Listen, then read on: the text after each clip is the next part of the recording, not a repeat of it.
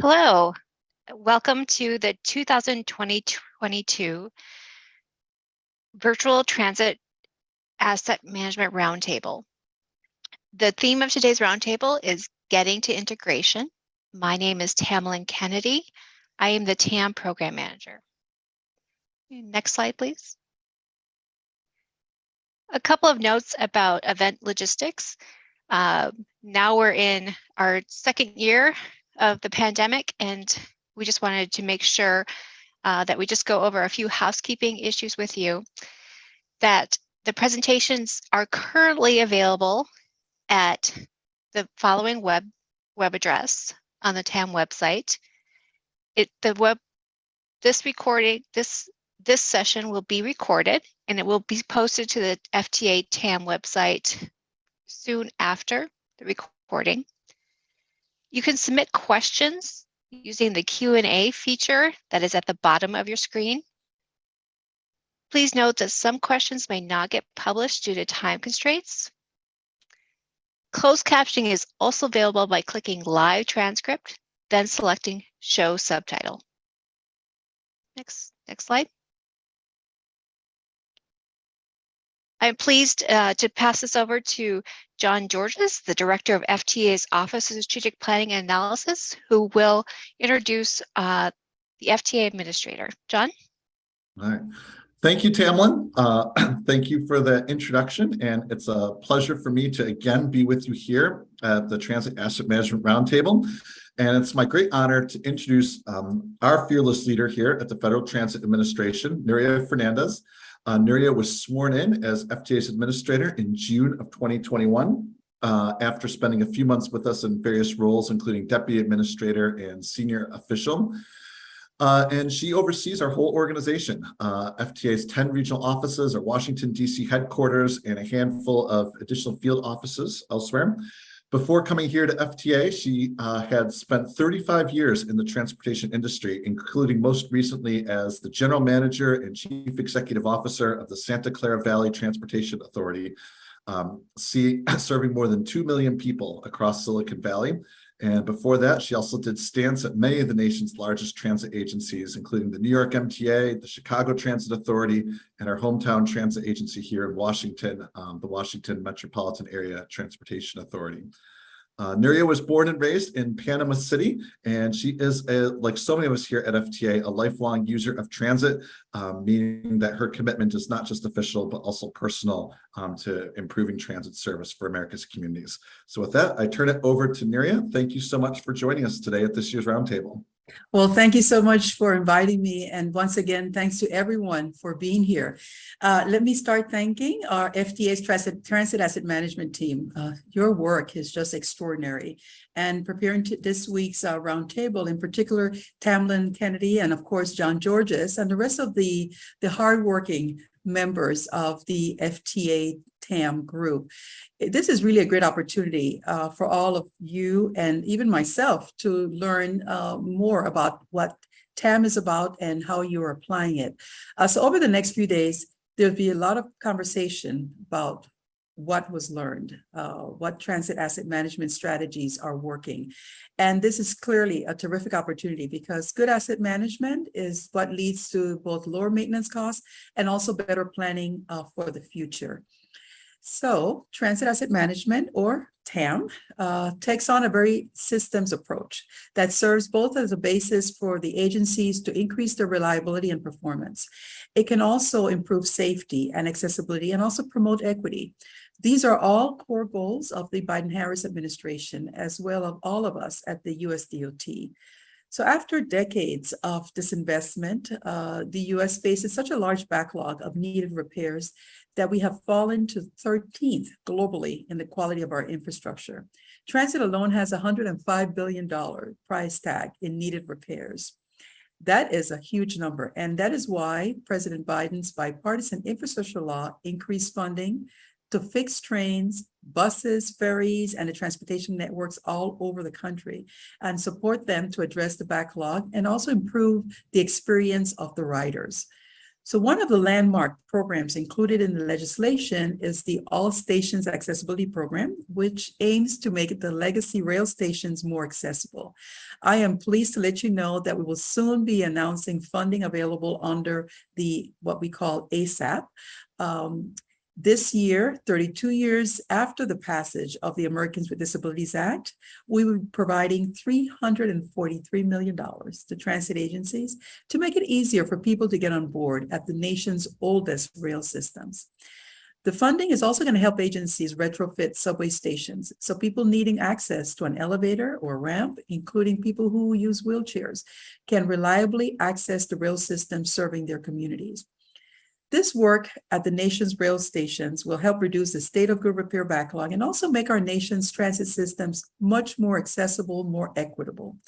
So while some new transportation programs like ASAP may capture the headlines, we also need to fix what we have now. I know all of you are committed to addressing maintenance, fixing the track, modernizing vehicles, the systems, and focusing on the small components that, taken together, keep transit working. TAM provides information that can be used to modernize and improve transit systems. It also by enabling transit leaders and their workforces to track and better understand the life cycles of their vehicles and other infrastructure. It also helps transit leaders make strategic decisions about which investments will have the biggest benefits for the riders. In fact, TAM practices are vital to developing capital plans. Incorporating TAM helps identify both short and long-term needs and also provides data to justify spending on maintenance and also on rehabilitation. All of that requires a well-oiled process, from establishing benchmarks to buying the right tools to hiring the right people. The work transit agencies undertake can achieve other goals as well. The theme of this year's roundtable is integration. Our sessions and speakers are focused on integrating equity, accessibility, and sustainability into TAM processes. This echoes what the administration, USDOT, and FTA are prioritizing across all programs: promotion of equity, improving access, and tackling climate change. We are so pleased to see some of that work in action. For example, TAM strategies provide a great foundation for modernizing and expanding. Metro Transit's network, NEXT, is a 20-year plan for growing and improving the bus network in Minnesota's Twin Cities to better serve riders. In addition to adding buses to local and express routes, Metro Transit plans to build its BRT network. So following months of analyses and community engagement, Metro Transit finalized recommendations for 3 new BRT lines to serve its busiest corridors. The Metro F, G, and H lines will join in a growing network of BRT lines that provide an improved customer experience with frequent service and faster trips. You will hear more details about Metro Transit's work shortly. Across the country, TriMet in Portland, Oregon, has used transit asset management to help achieve its climate and sustainability goals. TriMet developed an action plan to better understand its greenhouse gas emissions and to map out strategies that would reach its goal of net zero emissions by 2050. So we really appreciate TriMet signing on to FTA's climate challenge last year. TriMet uses TAM principles such as data collection, measuring benchmarks, and goal setting to take progressive steps to increase efficiencies, reduce fossil fuel consumption, and cut its carbon footprint. In just the last 6 months, the agency has slashed its greenhouse gas emissions by more than 63%. To achieve this, the agency transitioned its Max Light rail system and all TriMet-owned facilities to run on 100% renewable energy. They also converted nearly their fleet of 700 buses to run on a renewable diesel made from plant-based materials. You will also hear more about those efforts like these undertaken at DART, Sportran, and Metro Transit during the executive panel that will begin shortly. I can tell you that it is exciting to learn about these cutting-edge programs that are helping make our sustainable industry even more so. TAM provides a basis to modernize and improve transit systems. setting up agencies for success, and passengers for a much better experience. Those are important as we look down to the most pressing problem of our time, which is climate crises. And I appreciate the dedication of all of you to transit asset management and your work to help make our nation's transit systems the best they can be. Thank you for being here today, and thanks for the inspiring work that you do to improve communities and the people who live in them. And now let me turn this back over to Tamerlan for the next part of the program. Have a great day.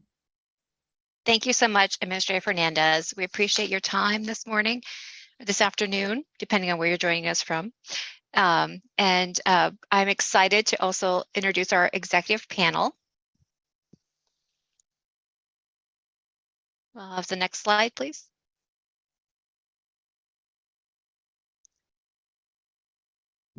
So for this panel, we will hear from 3 transit agency executives: Nadine Lee, President and CEO of Dallas Area Rapid Transit, or DART; DeNiro Washington, President and CEO of Shreveport Transit Management, SPORTRAN; and Nick Thompson, Deputy General Manager of Metro Transit in Minnesota. Just to define a little bit about what our conversation today will be about, we're talking about transit equity. And what does that mean? That means improving transit service for communities that have historically had more limited access to transit, and provide for substantial upgrades to station accessibility. Please use, again, the Q&A chat pod to enter any questions you will have for our executive panel. Those will be read at the end of the session. And next slide, please. We're going to begin today's executive panel with Nadine Lee.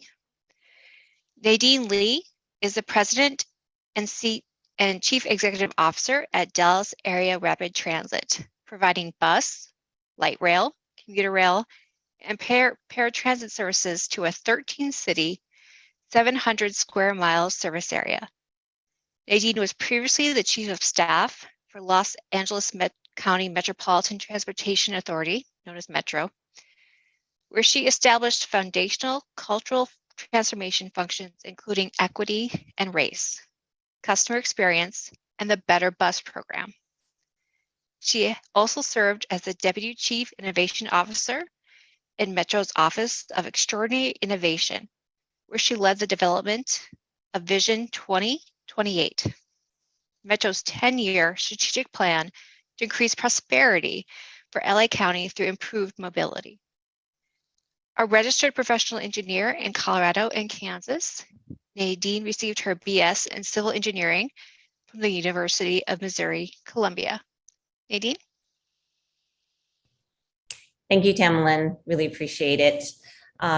So I am, well, good afternoon and good morning for everybody who's on the call today. I have a number of slides that you'll have access to that you can read sort of at your leisure, but I want to start actually on slide 6, just to save a little time, because I want to talk a little bit about the demographics of DART's riders, because I think it tells a story that is quite similar across the country. Let's see, I'm on the right slide.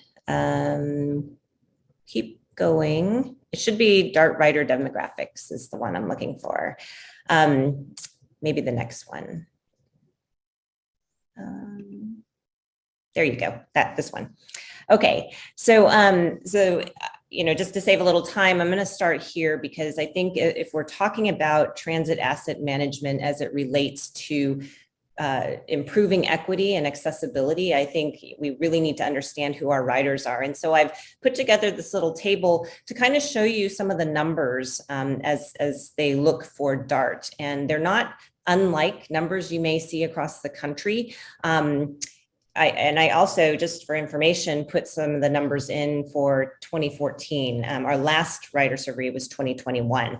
So I just want to note for you that the overall percentage of Latinx and Black riders has not changed since 2014. And the percentage of riders that are paying cash, although they have gone down significantly, it's indicative of the introduction of digital payments or digital payment systems in that time frame. We haven't yet captured the percentage of riders who have smartphones or not smartphones, non-smartphones, dumb phones. And then the percentage of riders paying cash could give us some idea or insight into how many riders are unbanked, although that is very hard to verify.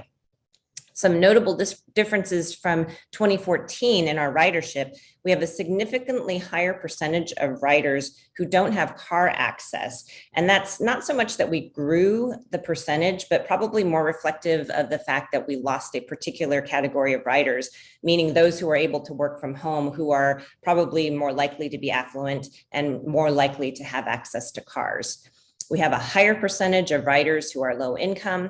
We have a higher percentage of riders who are riding frequently.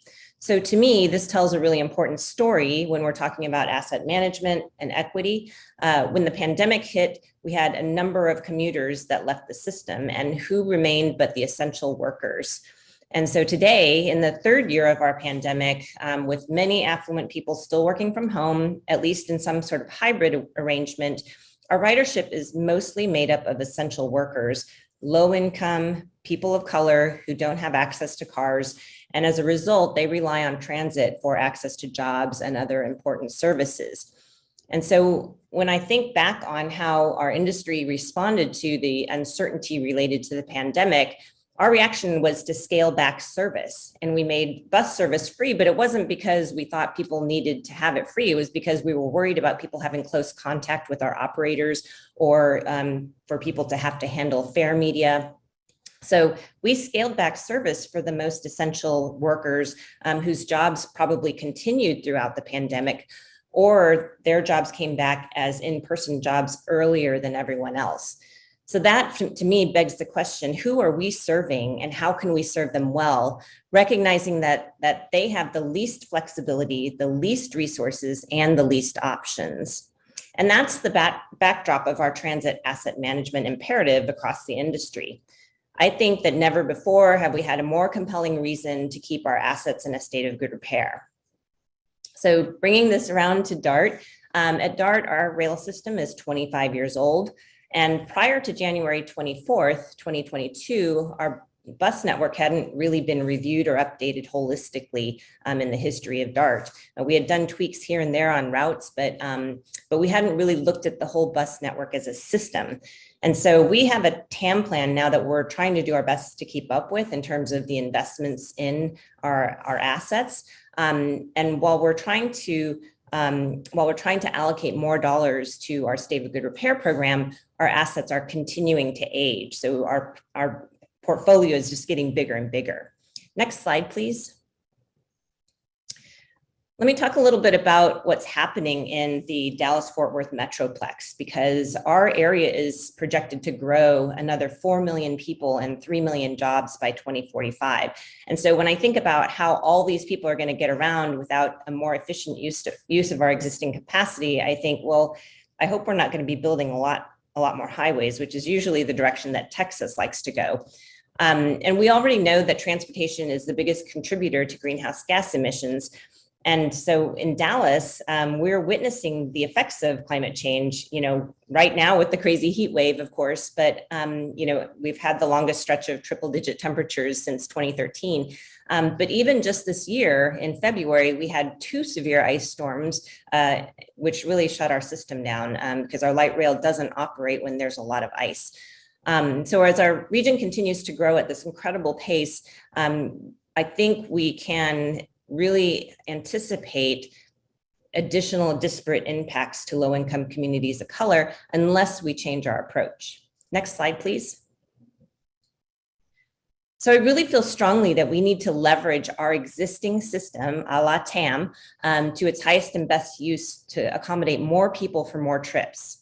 The DART bus and light rail system has excess capacity now, and that's even without the Silver Line, which will be coming online in the next few years, and the D2 subway, which is projected out, I think, to be open in, I think, 2032 or so. So we're looking at all kinds of investments today to perhaps winterize our system, to ensure that we can continue to run during those severe ice storms. We're thinking about how to focus on our riders as the driver for those decisions. And of course, racial equity, because it's evident in our investment in our system that today's riders, the essential workers, will benefit from those investments as soon as possible, as opposed to having to wait years for a big capital project to come online. So if we do this properly, we can actually remove these transportation barriers for the people who are riding the system today. And that's really important to us. Next slide, please. So here's some of the things we're doing about that. We have the new bus network, which was previously referred to as DART Zoom. And the new bus network was a redesigned bus system that will really serve today's travel patterns better. As I mentioned before, we had never in the history of DART really improved our entire network of routes and service frequencies for our riders. So this is a big change for us. We have also a larger area where we provide demand responsive service that also works better for people through our GoLink service. And actually our GoLink service in the northern suburbs is actually almost to the same level of ridership as our previous fixed route service was in those areas. So it's really actually working a lot better, we think, and it'll continue to grow. The GoLink service is also available through either a regular phone call or using a mobile app. So it's possible for somebody who doesn't have access to a smartphone to use that service. Next slide, please. On our new bus network, we have gone from having 7 frequent routes, meaning routes that have higher frequency service, to 22 frequent routes. And we think that that's a really powerful addition to our network. These frequent routes run from 4 a.m. to 1 a.m. And we've expanded our service hours so that all local routes will run at least from 5 a.m. to midnight, 7 days a week. And so we have had to do a few service adjustments due to our operator shortage, but we are pushing to get enough operators to return to our planned service by January 2023 at the latest. And so the new bus network, as it's currently being operated, gives many more people access to more jobs within a 60-minute ride on DART. Next slide, please. From a racial equity perspective, we're taking a holistic look at our organization. We want to really explore how we've interacted with our communities and how we're developing our employees to be thoughtful and intentional about all the improvements that we're trying to make for our staff and our riders of today.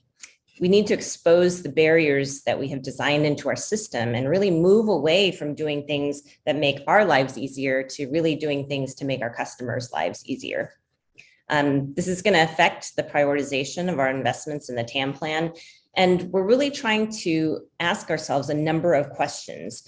For example, have we created inequitable barriers to accessing services through both our physical and digital infrastructure?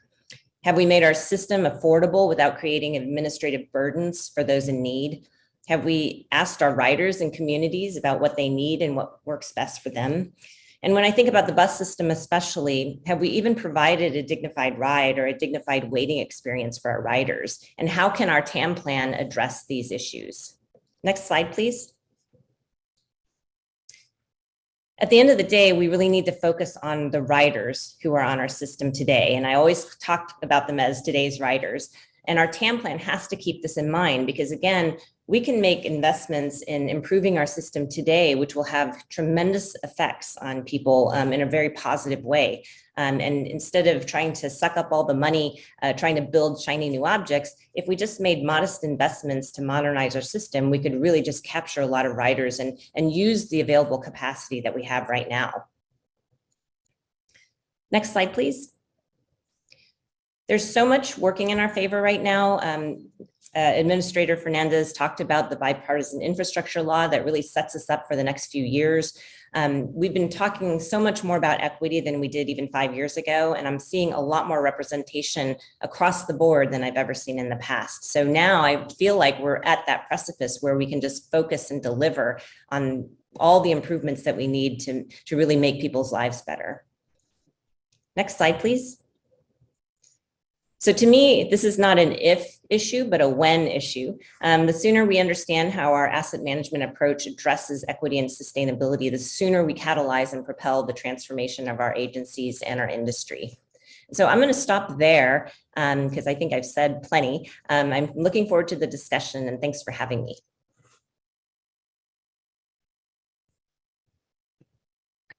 Thank you so much, Nadine. Next, we'll hear from DeNiro, Washington. DeNiro is a native of Shreveport, Louisiana, and serves as the President, Chief Executive Officer for Shreveport Transit Management, known as SPORTRAN, and Metro Management, Inc. SPORTRAN serves as the public transit system for the Shreveport and Bossier urbanized area. He has earned 2 degrees from Northwestern State University and later earned his MBA from Strayer University. He currently serves as president for Louisiana Public Transportation Association and chair for Southwest Transit Association. Washington has received numerous awards during his tenure at SPORTRAN. A few of the awards he holds closely are FTA Region 6 Transit System of the Year for 2020, and the Urban Transit Support of the Year Award for Route Match 2018 Shreveport Chamber of Commerce Top Business Professional and Shreveport Bossier Top 40 Under 40. DeNiro? Thank you so much. Thank you to FTA and thank you to Tamlin for that introduction. I really do appreciate having the chance to have this conversation and talk about our transit assets management plan here in Shreveport and the things that we have been able to accomplish. The next slide, please. A little bit about SPORTRAN. We were started back in 1870s, and now we have a fleet of modern vehicles comprised of 35 and 40-foot transit heavy-duty vehicles. One of the unique things about our transit system is we have been able to convert our fixed route fleet to 100% alternative fuel, which means that we operate CNG and battery electric buses only. We started that process back in 2010 and finally completed the full transition in late 2018. One of the exciting things, we were able to use our ARP funding to do, as Nadine was talking earlier, to provide a little hand up to our riders that have supported us throughout this transition and throughout the COVID to offer a pilot zero fare program. Some of the exciting things that we've been able to do here at SPORTRAN is looking at how our ridership experience. One of the things that we're very heavy on at SPORTRAN is the ridership experience, and how does that fit in with our transit asset management, and how do we govern the agency using our transit asset management plan to make sure that the rider experience is improved. One of the things that we did starting in 2014, right after taking over the system, we really got out into the community, had public meetings to talk about our Vision 2025 plan, which how do we want the transit system to look, and how do we want to grow the transit system to make sure that it was a user-friendly transit system by 2025, and it was something that we could do more aggressively. We actually in 2017 opened 3 new facilities here. And as a part of that, we did a bus-wide network realignment, which means that we changed every route that we had in the system. And that was something that hadn't been done in 25 years here in Shreveport. So one night we closed, the next night we removed all the old stops, placed all new stops, and looked at how did we offer better service and better quality of headways to our ridership. Next slide, please.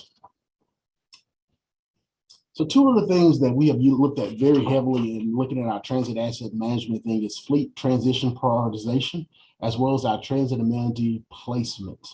Next slide, please. So when we look at our fleet replacement usage metrics, we looked at 3 different objectives. One would be information collection, informed decision making, and incorporating that into our TAM plan. How does all this information fit into our TAM plan? So when we really start looking at informed collection, we looked at direct maintenance data versus indirect maintenance data. So a lot of times when you're looking at asset management and you're trying to make these determinations on how do you improve the rider experience and making sure that you're providing the quality and accessibility that we're trying to, as transit agencies, provide for a great customer experience, we looked at how do, from simple things as your PMs to how do we look at the ridership experience? What technology are we offering throughout the vehicle? And how do we have metrics to focus on replacing that technology and making sure that we're upgrading that technology and not becoming a stagnant system? In our informed decision-making, we looked at vehicles and the assets. One of the things we did as an agency prior to 2014, we really did not focus heavily on technology and equipment within the vehicle. We purchased a vehicle, we purchased the technology in there, and we didn't do a lot of upgrading to the vehicle after that. Now, as an agency, as part of our TAM plan, we look at the overall vehicle from not only the vehicle, but also the technology that's in the vehicle, from MDTs to fare boxes to rideship experience, and adding, additional camera systems and making sure that we have a fleet replacement plans for all the equipment aboard the coaches. And how do we incorporate that back into our TAM plan to make sure that that goes into our capital budget and our assets needs? So when it's time for grants and, grant making and also looking at our operating budget, we have a way to fund these opportunities. Next slide, please. Another major thing that we looked at is we create a transit map of our transit amenities. We have so many amenities all throughout the cities, and I like to argue more than most people have when you look at all the different bus stops. And I look at the bus stop as your front door, the front door to every transit router that our buses pull up to. So when we're looking at our front doors, how are we addressing those issues and how are we making sure that the rideship experience is what it should be? So we started looking at our front doors at each and every one of our stops and how did we address these issues that we had at some of those locations. So our transit amenity map is something that we use as an asset management tool that identifies all our stops throughout our system, as well as the amenities that are located at those stops. So as we're looking at that map, we look at the overall quality, the quantity, and the locations where we place this data. One of the things that we had got into prior to my leadership and prior to some of the great people we have on staff here is we looked at how we just got as many things as we can get out in the community, but we really didn't look at the quality of them. So, you had them in the fields for a year, then they started fading, they broke, and there wasn't a real good plan for replacing them. So we started looking at quantity over quality, but making sure we also had a way that we looked at the overall lifespan of those assets to make sure that as those assets became depleted their life, we were able to replace those as part of our budgetary process. But we also looked at location. One of the things that our transit asset amenity map showed is there were locations where we had on all our outbound stops, we had no transit amenities. Inbound stops, we had a lot of transit amenities, but we were able to go back and make sure that we had an equity balance of transit amenities throughout the system and making sure that we were providing our front doors as the customer experience would entail. Next slide, please. Understanding the benefits of transit asset management, there are a couple things that I always like to point out is the goals and objectives are sometimes not reflected as envisioned. As you really put together a true transit asset management plan, and as we did put together a map that identifies our assets, we were able to see that things were not as we envisioned. Sometimes as running transit systems and looking at it and riding the transit system, sometimes we become blind to some of the issues that our transit systems may have. So our transit asset management plan allows us to be able to go back and focus on items that we maybe see every day that we don't realize have deteriorated, or we should be really looking at addressing those issues. So it's not as we envision, but as we know we need to be replacing and preparing to budget to replace these as our long-term game plan for funding and operations of capital investments. Those are major assets that we look at as a transit agency and now of how we do things differently and make sure that we're being effective in our way of communicating to our general public. As Nadine stated earlier, my time has been spent well today, but I would rather answer additional questions during the question and answer session. Thank you so much, Tamara. Thank you, DeNiro. And again, for questions for our panelists, please put them in the Q&A chat that is available at the bottom of your screen, and we'll get to them as time allows. Next, we'll hear from Nick Thompson from Metro Transit in Minnesota. Nick is the Deputy General Manager at Metro Transit, leading the capital programs for the agency. In this position, on Metro Transit's executive team, Nick leads the division responsible for the development of LRT and BRT lines, development of public and support facilities, the Transit-Oriented Development Office, and the Asset Management Program. Nick? Thank you, and good morning and good afternoon to everybody. Thank you for this opportunity to talk about what we are doing here in Minnesota for both asset management, but also how we're tying equity into that. Today, I am going to focus on the bus stop, which has been kind of a groundbreaking from how we've linked asset management and equity and led to our thinking about strategy and policy on other systems. So next slide, please. First of all, who we are. Metro Transit is the primary transit provider in the Twin Cities region. Pre-pandemic, we had over 80 million rides in a year. Metro Transit provides about 93% of all the transit rides in the Twin Cities region, serving a population of about 3.5 million people. Approximately 3,000 employees are the ones that are on the street delivering that service. What we are in the middle of in Metro Transit is a massive expansion of our transit way network and our transit systems. We have an annual operating budget of about 500 million, but our capital investment plan reaching nearly $7 billion. So over the next 6 years, we are investing in 2 light rail systems, 2 dedicated BRT systems, 5 arterial BRT systems, a major expansion of our public support facilities. So we're in the middle of building out our transit network, a vision that we've had in our region for the past 10 years. And by the end of the 2020s, we expect to have our system nearly built out for what we envision to be in place by 2040. With that massive investment, though, we are also part of, uniquely, Metro Transit is part of our MPO and part of our regional development agency. And in 2014, our regional Met Council created a new 2040 vision that at its core brought equity into one of the core outcomes for our region. That equity outcome, they looked at Metro Transit and our other elements of our regional council as changing our investment to make sure that we have equitable investments. So that was in 2014, and from that, next slide, please. Having equity as a focus of our decision making was, in some sense, a new thing for the agency, and we had to think through what did that mean. And so what we, through a lot of work with our communities and understanding where our priorities were, our first foray into equity and asset management was in our Better Bus Stops program. It was really our commitment to say we want to improve the customer experience for all our customers, and particularly ones where we're in the neighborhoods where concentrated poverty is. And we've created a definition of where investment for equity would be for concentrated poverty with residents, more than half the residents are people of color. When we were looking at that, we found inequities in how we had invested in the basic bus stop. And inequity and investment is both in accessibility, but also in how we maintain the bus stop, where we have heat and light, which are key elements for our bus stop in our region. Next slide, please.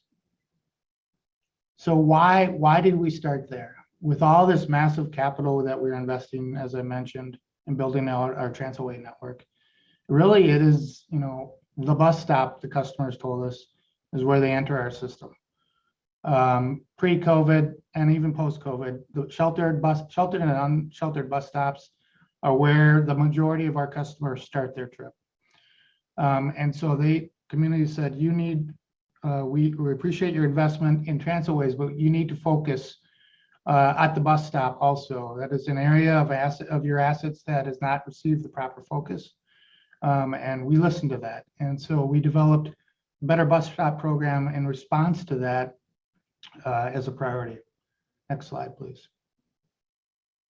And what did the customer say? So when we also thought we are not necessarily hearing our customers. So we did a lot of outreach and at the community level and neighborhood level to make sure we're hearing from all our customers that are users of the system, and really changed our communication strategy because we were not necessarily getting input through the traditional methods of outreach. And by changing this, what we heard is focus on adding shelters, making sure the light and heat work in those shelters, and put more of that onto our system. That was the number one investment strategy that we heard in our community meetings. And so we created performance measures based around that to hold us accountable to that fact that our assets are being maintained and that we're investing at the community level where the priorities that they set. These are just some of the measures that we set for how we do our capital expansion and capital investment at the bus stop level. In each case, since we started implementation of this, we've had an increase in how much heat we have, how much light we have, and importantly, how many more shelters we have and where those shelters are located. Next slide, please. The other key was to marry the demographic data to our asset conditions. This is not something we did very well prior to 2014 when equity became a focus. We started getting down to having demographic data for every single stop in the system so that we knew where our investments were going and making sure that we were equitably investing and impacting the entire community. So in addition to the asset conditions, we're tracking where those asset conditions are being and investments are being made with a goal to have investment exceed the system average for BIPOC communities for our investments at the bus stop level. And as you can see from these charts, our investments, we're living up to some of our investments. And one of the challenges, we started from an area back when we started at a baseline where we needed a lot of improvement. And so we have a ways to go, we feel, but trend line, we're encouraged by our efforts, and the community has given us good feedback about our reprioritizations of investments. Next slide, please. So just in closing, how this changed when we added equity into our investment making decisions, it was really community driven, and that was a key part of that. The community helped us prioritize where investment would be more than any time before. It was when we added equity, we said we need to listen better to the community and find ways to get their priorities. We also started adding that demographic data and setting performance measures to hold us accountable to these investments. So we reset our strategy for asset management based on this cycle. And we've applied it now to our maintenance too, so that our maintenance prioritization follows this community input and demographic data. And it has started to, this kind of became the model for our other investment categories. We recently completed our zero emission bus plan. And that bus plan, from an equity standpoint, was heavily influenced by how we designed our Better Bus Stop program. It also, as the administrator had mentioned, our investment in Network Next, which is building out our arterial BRT network, equity became a priority for our decision making in that, based on the same model that came out of our Better Bus Stop. So it's a great example of, at the core level, as an agency, when we pivot to equity, starting at where the customer is and how that model, we start to learn from that model, and it applies to all of our asset management decisions. So with that, I will stop as we get ready for questions.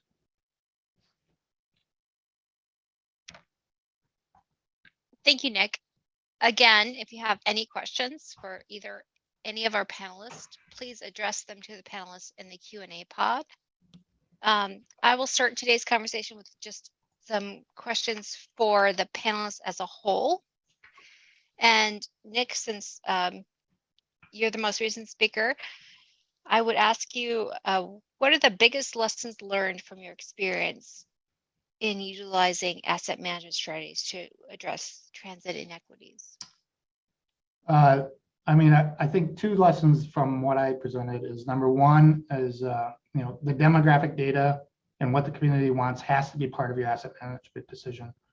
I think a lot of our agencies, it was more about asset conditions in the prior. That's how we made our investments decisions, and by broadening how we considered asset conditions along with how the customer impacts, that was the most important. The other one is, you got to start with the baseline. We did not have real good data when we started. I think we've got much better asset data and much better linkage to our demographic data than we did, and that's now become a core of our investment decision process across any of our investment categories. Nadine, would you like to answer the same question? What are your biggest lessons learned? Yeah, I mean, probably the biggest lesson learned is just that we haven't often, as an industry, listened to our riders, right? So both Nick and DeNiro talked about, how the waiting experience at the bus stops is so important. It's our front door to our system, and it's how we, our first touch point with a lot of our riders. I always think in terms of, how many riders do we actually have on the bus side versus the rail side? And at DART, it's actually quite similar. Whereas when I was at LA Metro, it was about 70% of the riders being on the bus side rather than the rail system. And so when we think about who we're really making investments for, where we prioritize our capital dollars, as well as some of our service, our operations dollars, we really could be focusing a lot more attention to the people who are riding on the bus side more than we have on the rail side. And so it's, there's always this sort of rail bias in our industry. And I think, we spend lots and lots of SGR money on the rail side because it's easy for us to sort of justify that. But, at the end of the day, most of our riders are riding your local bus. And those are the people who usually are the most vulnerable populations in our communities. And so to me, really understanding who was writing the system and why it was important to make those investments for them was really probably one of the biggest learnings I've had so far. Thank you. DeNiro, any lessons learned that you would like to share? Mine are similar to the other two speakers today. I think our lessons learned is just basically, as Nadine said, listen at the riders. The riders will tell you what is needed with your system, and figure out a way to implement that and place that into your transit asset management plan. Allows for the capital purchase and needs that you will need in the future in order to invest their goals for their system. And when we understand it's their system, they'll buy into the system more, is what we learned from our transit assets management plan. I was just curious from an FTA perspective. I like to ask panelists, the bus stops are not required to be reported in your TAM plan. So how do you make that a priority, and how are you adding those into your TAM plan as a priority? Nick? We did what was required in our first TAM plan. We are tracking our bus stops sort of separate from that. I showed you some data from our bus stop inventory and our condition. I fully expect we are kind of at the early stages of building out our asset management plan, and we will look to the FTA requirements as the base minimum. We feel our next version will be a much more robust plan that, as we've slowly learned what works, what we need to track from an asset management perspective. And so because the bus stop has become one of our key priority investments, I think we'll incorporate that into future versions of our asset management. Nadine or DeNiro, did you want to comment on the priority of bus stops? Yeah, so I think historically, we don't think of the bus as a system. We think of it as sort of these individual routes, individual stops. We don't, when you think about, I always compare this to how we look at rail systems, right? So when we build a new rail line, we build a station, we build platforms with shelter seating and lighting for the customers. And we don't do that for the bus system. And so looking at the bus system holistically as a system of many, many routes and network of services, then you have to start thinking about it in terms of, not an individual bus stop, but a whole program of bus stops, right? And so I'm excited to hear what Nick is saying about his approach to the better bus stops, because I feel like that is one of the ways that we can justify, larger scale investments in our bus system. Because, when you buy a bus shelter, you're not buying one bus shelter, you're buying a whole bunch of them. So how can you make improvements and modernize those bus stops when you're going out for bid for 100 bus shelters, and how can you think about sort of doing a little bit of bulk pricing on, the electrification of, the lighting around the bus stops, or, the heating in Nick's case. Although I never thought about heating at the bus stops, but now I will, because it is getting colder in Dallas. Even I know that's surprising right now, but I do think that if we look at things more holistically as a system, then we start to see it as a bigger investment and something that warrants the attention to detail, and really trying to make those investments sort of on a larger scale. And the nice thing about bus stops is that since we all have so many of them, you can actually start smaller and scale up if that's what's necessary. So I think that prioritizing that in our TAM plans is important, because it is an asset. Even though a bus shelter may not seem like very expensive or something that's hard to replace, when you look at 1,000 of them, that has a different impact. Thank you. DeNiro, did you want to comment as well? Just the same as the other two have already spoken and stated, but one of the reasons we prioritize our bus shelters into our TAM plan was, we realized when we really got into actually doing TAM, how well it worked for other assets, and how it governed the way we looked at our funding, how we looked at the overall system as a whole, that we realized that this is something that we should do for all our assets, whether it's required by the federal government or not. So that's the reason that we placed it into our TAM plan. And like I said, as we continue to grow our TAM plan and we continue to grow our vision plan, there'll be additional assets that are added into our plan to make sure that the system and the realistic vision of the customer experience is realized. I'm now going to transition to some of the audience questions. A lot of audience members, a lot of the attendees would like to hear more about what methods you use to survey your riders for both demographic data and the rider provided needs. DeNiro, would you lead us off with that?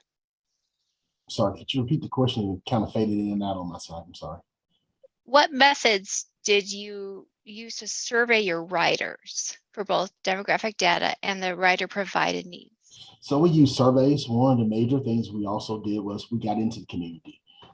We actually had 101 public meetings over the course of those 2 years to actually get out and determine exactly what was needed into the community. The best thing that I think that we realized as an agency is actually being within the community, actually getting out, riding the vehicles. We actually put survey takers on the vehicles with the riders, because you can't get everyone to a meeting. So having those staff that actually just got out and rode, we took them out of uniform, put them in plain clothes, and just put people out to sit on the buses and talk and get information, and be able to record that information and bring it back to the system. Similar to ghost riders, but for our actual citizens that were using our service, to be able to use that information and feedback to, somebody in plain clothes, they tell exactly how they feel about the transit system versus someone in uniform with a badge on. And, they think they're sitting next to another rider, not knowing that they're just basically a ghost agency rider that is getting the information that is needed for the agency to be able to improve. So that was the way that we really used a lot of survey data throughout our process of communicating and making sure that we got the information we needed for our TAM plan, as well as the overall vision for the agency. Thank you. Nadine, would you like to talk a little bit about the DART's methods for data? So yes, DART uses an onboard survey, a survey tool that we use. I think it has about 25 questions on it, and we usually do it. We do kind of a smaller one, I think, on an annual basis, and then maybe every few years we do a more comprehensive one. And so we've done that sort of as a manual survey, and we do hire ambassadors to help us deploy the survey. And those are all in-person surveys that really capture just the riders. The other thing that I've done when I was at LA Metro was we did a very comprehensive customer satisfaction survey that we deployed electronically on the web, which seems like it might miss a number of people who are not, digitally connected. But what we were finding was if we did the advertising through Facebook, 60% of our riders were actually on Facebook. And then if you use Facebook, you can actually target demographic populations for more advertising to try to get more engagement in doing the survey. And so that was how we did the broader customer satisfaction survey at Metro.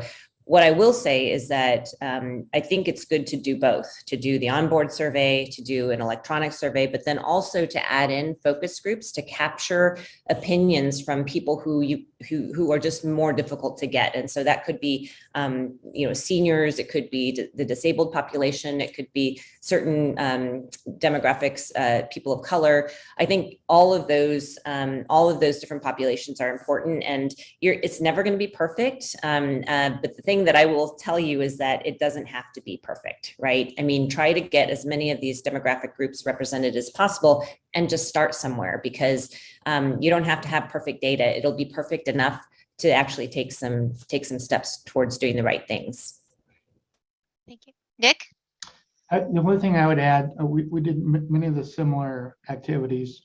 The one key thing we learned with our Better Bus Stop program is we hired a lot of nonprofit groups that were almost trusted sources in communities that we were not reaching very well, and then utilized them as trusted sources to get the survey and do the outreach and even be at some of the bus stops, because we felt that they would be, the customers would be more willing to provide information to them than maybe some of our traditional Metro Transit employees. And I think that was really effective additional way to make sure we had a representative in addition to onboard surveys and other components. And so we've replicated that in other elements because it was pretty successful.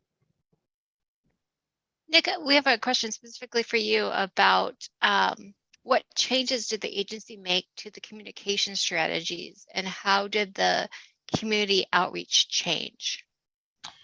Yeah, as I just mentioned, I think that the biggest change was hiring the nonprofits that in the different demographic groups. A lot of immigrant populations had some trusted sources. They're a big user of our system, but maybe English isn't their first language. So we used their media that they trusted. We targeted those and worked with those media, be they community newspapers or local radio stations. And then a lot hired from their communities as ways to be our communicators with their populations. And so that was probably our big change. Prior to the Better Bus Stop program, we had never done that. I think we relied on more traditional models of our own communication staffs. And then, some of the social media strategies, they've been very effective, no matter the population group that we can, that didn't exist in 2014 the way it does now. We found that to be very effective mechanism. Oh, thank you. Question for DeNiro. Did your bus replacements include electrification or zero emission buses? How did you incorporate that into your TAM plan? Yes, we did. In 2017, we introduced our first battery electric buses, and we're still growing that program now. And how, at this point in time, we don't see us going 100% electrification, probably before 2040 is the goal at this point, to be 100% electrification.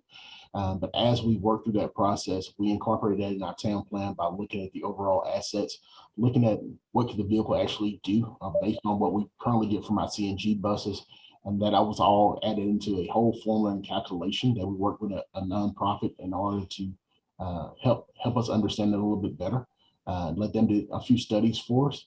We use the data from those studies to incorporate into our TAM plan and make sure that we had the proper data in order to go forward when we introduced that program in 2017. And what source of funding did you use for your zero fare program? We used the ARP funding that we received earlier this year, late last year.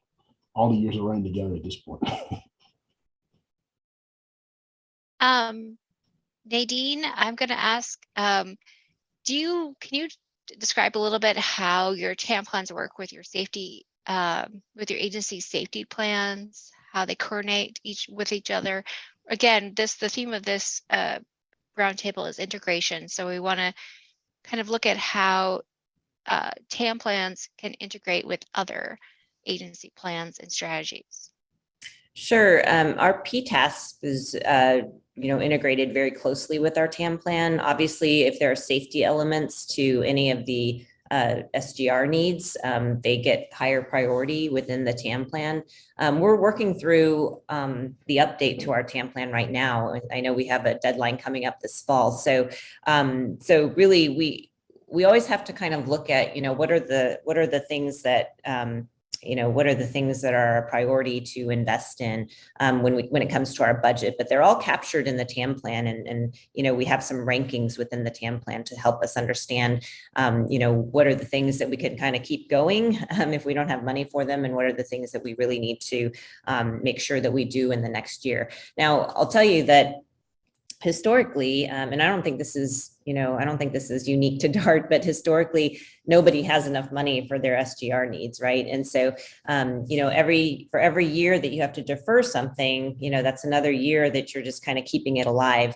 And so, we just recently had a very difficult conversation with our board about state of good repair and how we need to make sure that we keep investing, and probably even investing at a higher level than we have in the past. Because to me, it's our obligation as staff to make sure our board understands, what we're saying no to whenever we put money elsewhere in our budget. And so, there's as much in what's not said as there is in what is said when we're having conversations with the board about our budget. So we really try to highlight where the areas of need are within our organization, and the safety elements certainly get a higher priority than a lot of the other investments that we need for TAM.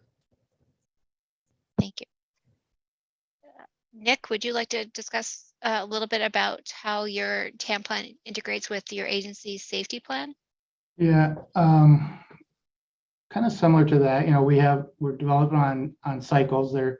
We have the same accountable executive for both plans. The safety is at the forefront from an agency's perspective and how we invest.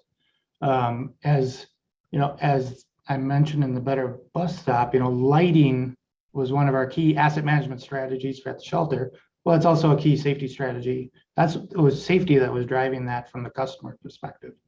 And so there's customer input into our safety plan like there is with asset management. And we try to utilize those customer systems where we're gathering input to feed into both plans as a way that essentially is integrating the two from a customer standpoint. And then the TAM plan guides our investment, safety plan guides our investment, and we have an investment process, budgeting process, and annual process. And so both of those are well integrated into the decision making of our annual capital investment and operating budgets. DeNiro, I'm going to actually transition to a different question for you that is heavily requested in the chat, and I'll ask it of all panelists. How is the current supply chain issues affecting your agency and your TAM plan projects and initiatives? So I think we all are feeling that pain. We have buses on order with a manufacturer now that has been delayed. Actually, two different manufacturers at this point that have both been delayed. So it does affect your TAM plan, but it's just like everything else we've done in the pandemic. We have made adjustments. You make adjustments as needed. You look at the overall plan to determine where do the state of good repair fall. What can you do to make those adjustments, as we do as transit professionals each and every day? And you keep moving.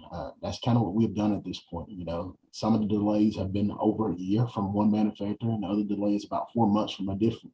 So it's definitely challenging, but I think as transit professionals, that's what we do each and every day. We get out there and we make it happen. And so what we've done is we looked at our percentages, we looked at our state of good repair tasks, and this is something that we meet on as just as part of our regular staff meetings, as we really focus on state of good repair as well as transit asset management. One of the things that we look at is every department here. We were talking, last question was about safety being involved into it. Every department here at Sport Trans involved in transit asset management. They have to have one of the things we did, I think, wrong at the very beginning was we tried to put one person and say, hey, you're going to manage this program, and let them try to manage it. And that didn't work so well.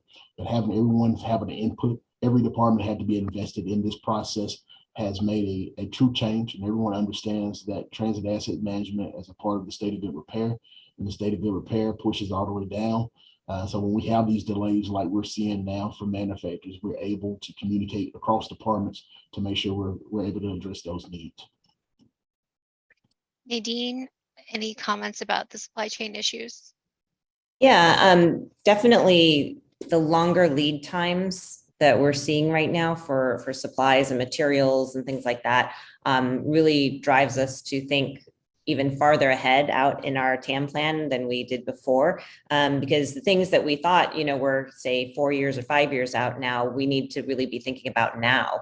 Because previously they might have been like 2-year lead times or something like that. But we need to be looking at those things right now and incorporating them into our budget and our financial plans so that we can ensure that from a procurement perspective, that we're getting those in the pipeline, way in advance, which is hard anyway, because our procurement processes are already quite long, and we already have a lot of other procurements underway. So really it's trying to help our staff, be resourced properly to make sure that we get all those contracts out, or the RFPs out on the street for bid. The other thing is that I think that this phenomenon that we're experiencing right now, as it relates to the supply chain issues, really puts more urgency on paying attention to what's coming down the pipeline. Like I said, not just the next 2 or 3 years, but the next 5 to 10 years, because who knows how long this supply chain thing is going to last. And if we're not prepared and putting things out on the street, then we're going to have a lot of trouble making sure that we get the materials and equipment that we need to actually keep our systems running. Now, the challenge will then become, suppliers may not be interested in bidding on something that's 4 or 5 years out, right? It's going to be hard for them too. So we're just in this very odd space where there's a lot of urgency, but that we're asking suppliers to also change the way they do business. And so I'm not sure what that'll bear out as far as the future market goes, but it's something we need to pay attention to and probably all collectively talk about as we meet together at our various roundtables and conferences and things like that. I will say also, just to DeNiro's point, I think it's great that, his leadership team is also looking, holistically, and they're all at the table looking at their TAM plan, because I think it's important in my organization to make sure my leadership roundtable is at the table talking about what the priorities are, because only then can we make the necessary trade-offs between departments, like who's going to get what first. Because if everybody's at the table, then we have a better chance of being 100% supportive of the decisions at the end of the day, since we know we have funding constraints. Thank you. Nick, did you want to comment about supply chain issues? I think the only thing I'd add is I don't think the supply chain issues have changed our priorities in any way in terms of where we want our asset management strategies. What they've changed is our approach. We have several items that we're procuring way earlier. We've changed sourcing on some materials that we encountered were issues, and found different designs that would allow us to get a more ready-made materials. But the thing we're learning is you can't predict what item in the supply chain isn't going to arrive. So there's not too much you can change in terms of materials. But then we're making just some decisions of when we have an opportunity to buy more parts of something that we know we're going to use. We're storing more than we have on certain elements because we know supply chain issues. But I think the key is we anticipate someday it'll be corrected. It shouldn't change where our priorities are from state of good repair or who we're serving. It adds to the complications. And the past few years, all our agencies have been pretty adaptive to adjusting to these complications, whatever they be. And so it's another thing. So we've had a couple of questions also in the chat, and I'll start with you, Nick, of what does your transit asset management team look like? How many people is it? Who's involved? Well, I just hired an asset management director who starts next Monday. And that director is building a department of 5 for the agency. And so we are sort of building it right now, the team. But this is a cross-agency group. And so, my asset management director, the key was it was a person that can work with all the other divisions within our department and kind of lead. We're also, in addition to building out our team, going from a team of 0 with duties, asset management spread around to a focused team. We're also in the process of procuring an asset management system for our enterprise. And so the team will be leading that transition. So we're building up our kind of our core systems at the same time we're building our team. But this asset management team will rely on the many across the agency to be part of that asset management system. Every department in our agency has asset management in their task. So the new team will be in charge of selecting a system, or do you have a system already in place that you're? They will be part of it. We are, because we're in part of a larger council, there's other divisions, be environmental services, wastewater, all of those that will be using the same asset management system. But the new team will be help defining our priorities for the system and then leading the implementation within the transit function across our divisions. Thank you. DeNiro, can you talk a little bit about Sporttrans asset Sure. management team and what that looks like? Sure. As a smaller agency, it sounds great. Wish we could hire 5 people to manage our asset management plan. But as a small agency, we have it's chaired out of our grants and procurement leadership team. And then in each division, there's a coordinator for that division who looks at all assets and reports back the information to the asset management team. And then, of course, as I stated, the leadership team is the ultimate overseer of the asset management program that makes all the final decisions and all the final recommendations, along with the input from the community. And one of the great things that Nadine said earlier that I love office, we started what we call a work group a while back, and those work groups also provide information to us in order to make sure that we're using their information. So we see it as a holistic approach. It's internal and external to make that true team and make that true vision come to fruition for the agency here in Shreveport. So just to clarify, as a smaller agency, you do not have like a TAM department. It's responsibilities. It's entitled with other responsibilities as a smaller agency. We do that with a lot of things. It's not the first thing we've had to deal with. And when those requirements come down, you look as a small agency, you determine where do they best fit. And we felt as it best fitted within our grants and procurement department, because a lot of the things that roll back up from asset management goes back to grants and procurement to procure those items or to make sure so it all falls and lands in that department. And those recommendations come back to the leadership team on what do we need to purchase and how do we move forward based on the state of good repair. Thank you. Nadine, can you tell us a little bit about what the transit asset management department system looks like at DART? Yeah, so DART has, our engineering team that leads our transit asset management program. And I think, there's a core team that sort of incorporates capital planning along with finance and safety and probably as I think about, what the ideal situation would be in our organization, I kind of see somebody who's sort of like the TAM or SGR czar, for lack of a better term, mainly because I think for this kind of work, you absolutely have to have an enterprise approach. And so it's really important to ensure that whoever is in charge of the TAM program isn't being asked to do a lot of other things in the organization, but to really focus on the asset management plan and really trying to incorporate the performance metrics related to how you maintain your assets and the replacement and rehabilitation of those assets. So we're kind of thinking about the future and how, what would the best structure be for promoting our transit asset management program. And I think that requires us to have somebody who's dedicated to that, to Nick's point about having an asset management lead. I think that's just incredibly important. Thank you. Kind of following up on that note, Nadine, we've been getting a lot of questions in the chat about the data collection.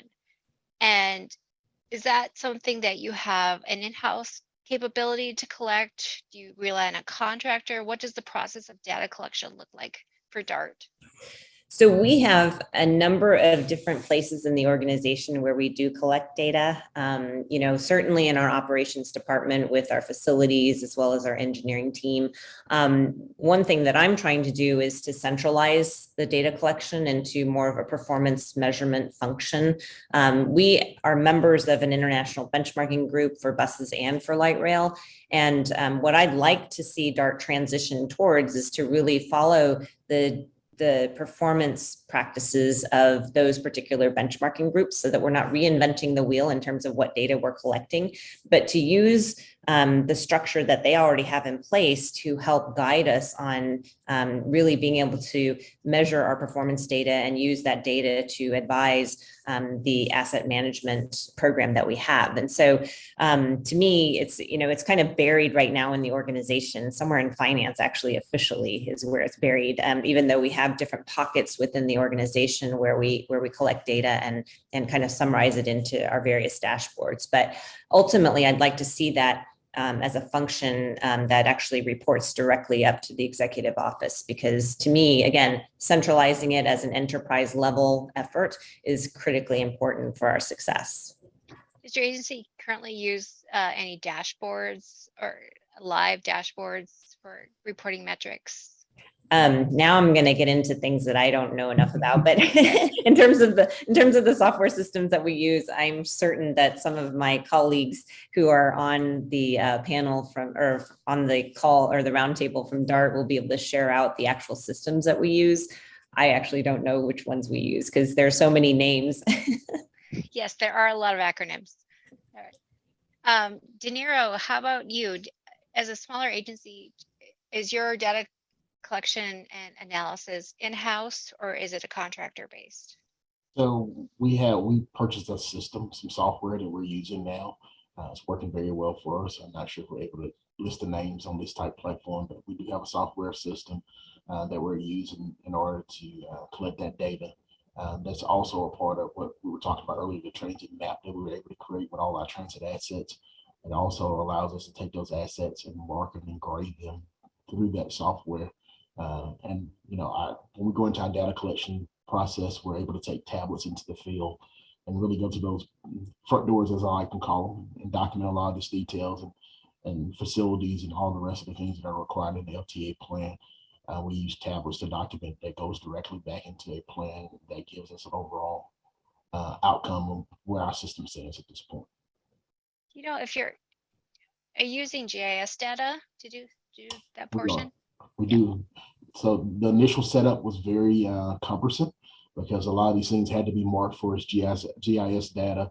And then also, as a transit agency, people move things around throughout the years, and sometimes it's not moved in the system, so that can be cumbersome. But we have been able to mark the majority of our assets and know where they are at all times and make sure there's a process in place so when they are moved, the process is followed correctly, then we can transfer those within that system. And Nick, any comments about metros? Yeah, I guess we have a combination. We do like condition assessment. We often outsource that at the facility level. So we're in the middle of a big facility condition assessment right now to update our TAM plan. But then we have, depending on the subsystem, we have a lot of in-house staff too that are part of the data collection, data recording.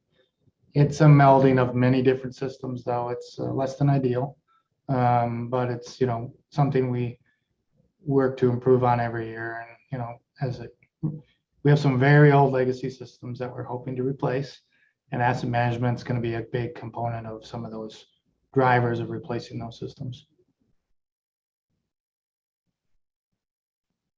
Thank you. A little bit of a lighter question here is, maybe this won't apply to Nick, we'll see. But we have a question from Oklahoma about, the current experience is probably the same heat wave that Texas is experiencing right now. Are any of the agencies providing cooling stations or fans for riding on buses? And how do you address that in going forward with climate change? Nadine? So, wow, cooling buses, sometimes we've been asked to do that. And I think to the extent that it's possible, certainly we have air conditioning on the buses. And I think that this heat wave I mean, this goes back to this concept of providing a dignified waiting experience for people. And you know, when we think about the warrants that we have for where we place bus shelters, because of course we have limited numbers of bus shelters while we have, you know, I mean, in Dallas, we have 7,000 stops. So we don't have 7,000 bus shelters.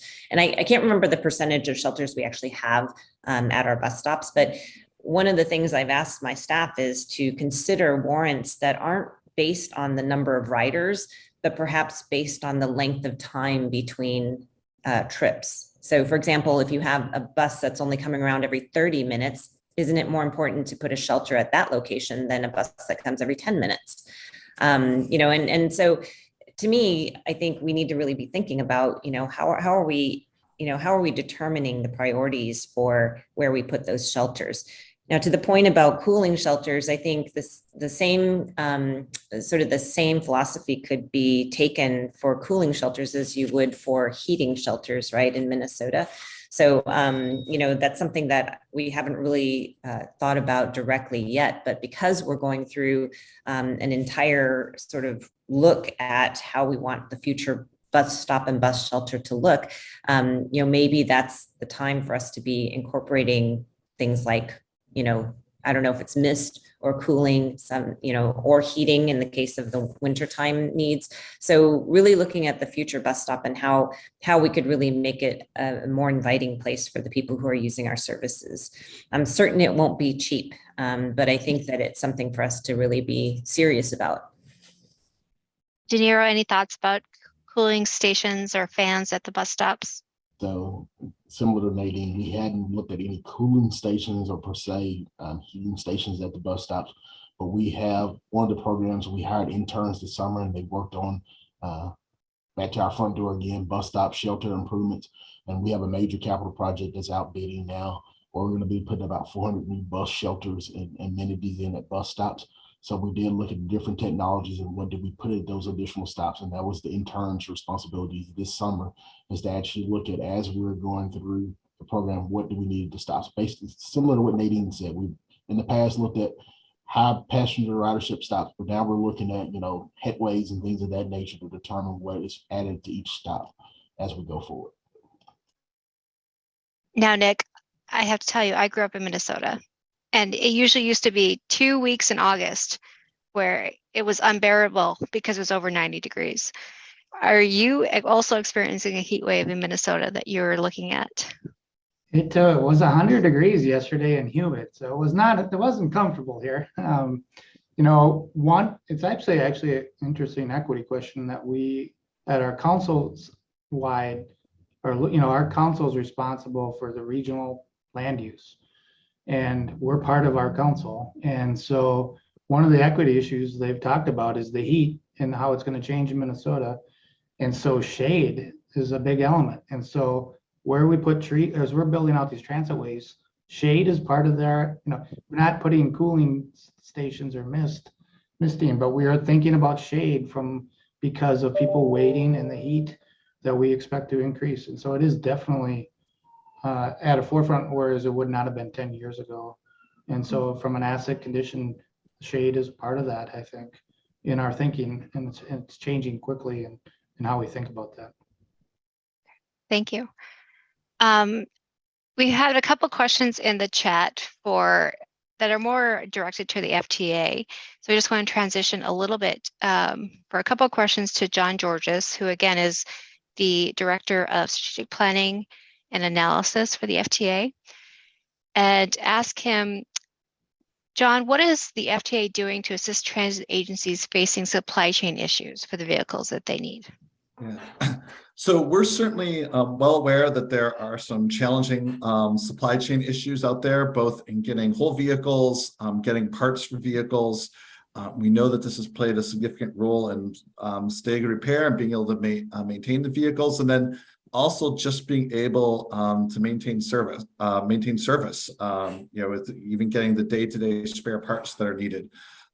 If you are having challenges with the supply chain, both for parts or for new vehicles, as I think this particular question was particularly interested in cutaway vehicles, Definitely work with your regional office to see what sort of flexibilities FTA can offer, about what kind of creative approaches to to working around the supply chain constraints that are really facing the industry wide. And the role the regional office can play is expanding your resource. They can expand your resources to look at other trans agencies in the same region, and even possibly tap into national resources that can help figure out ways to manage the supply chain.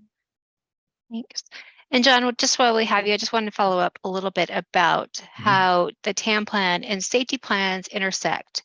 And can you explain a little bit of the SSOA's role in overseeing a TAM plan? Yeah. So we know that this is really an active area of discussion that we're figuring out, particularly having just passed the milestone where, for those of you who are rail agencies, all the state safety oversight organizations have been certified within the past couple of years. There is a intersection between them. The definition of stated good repair is that an asset does not pose an unacceptable safety risk.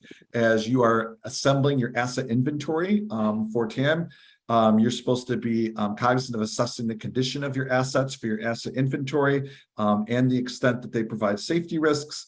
And then the safety risks are supposed to inform your investment prioritization for your TAM plan. So something that you're taking into consideration.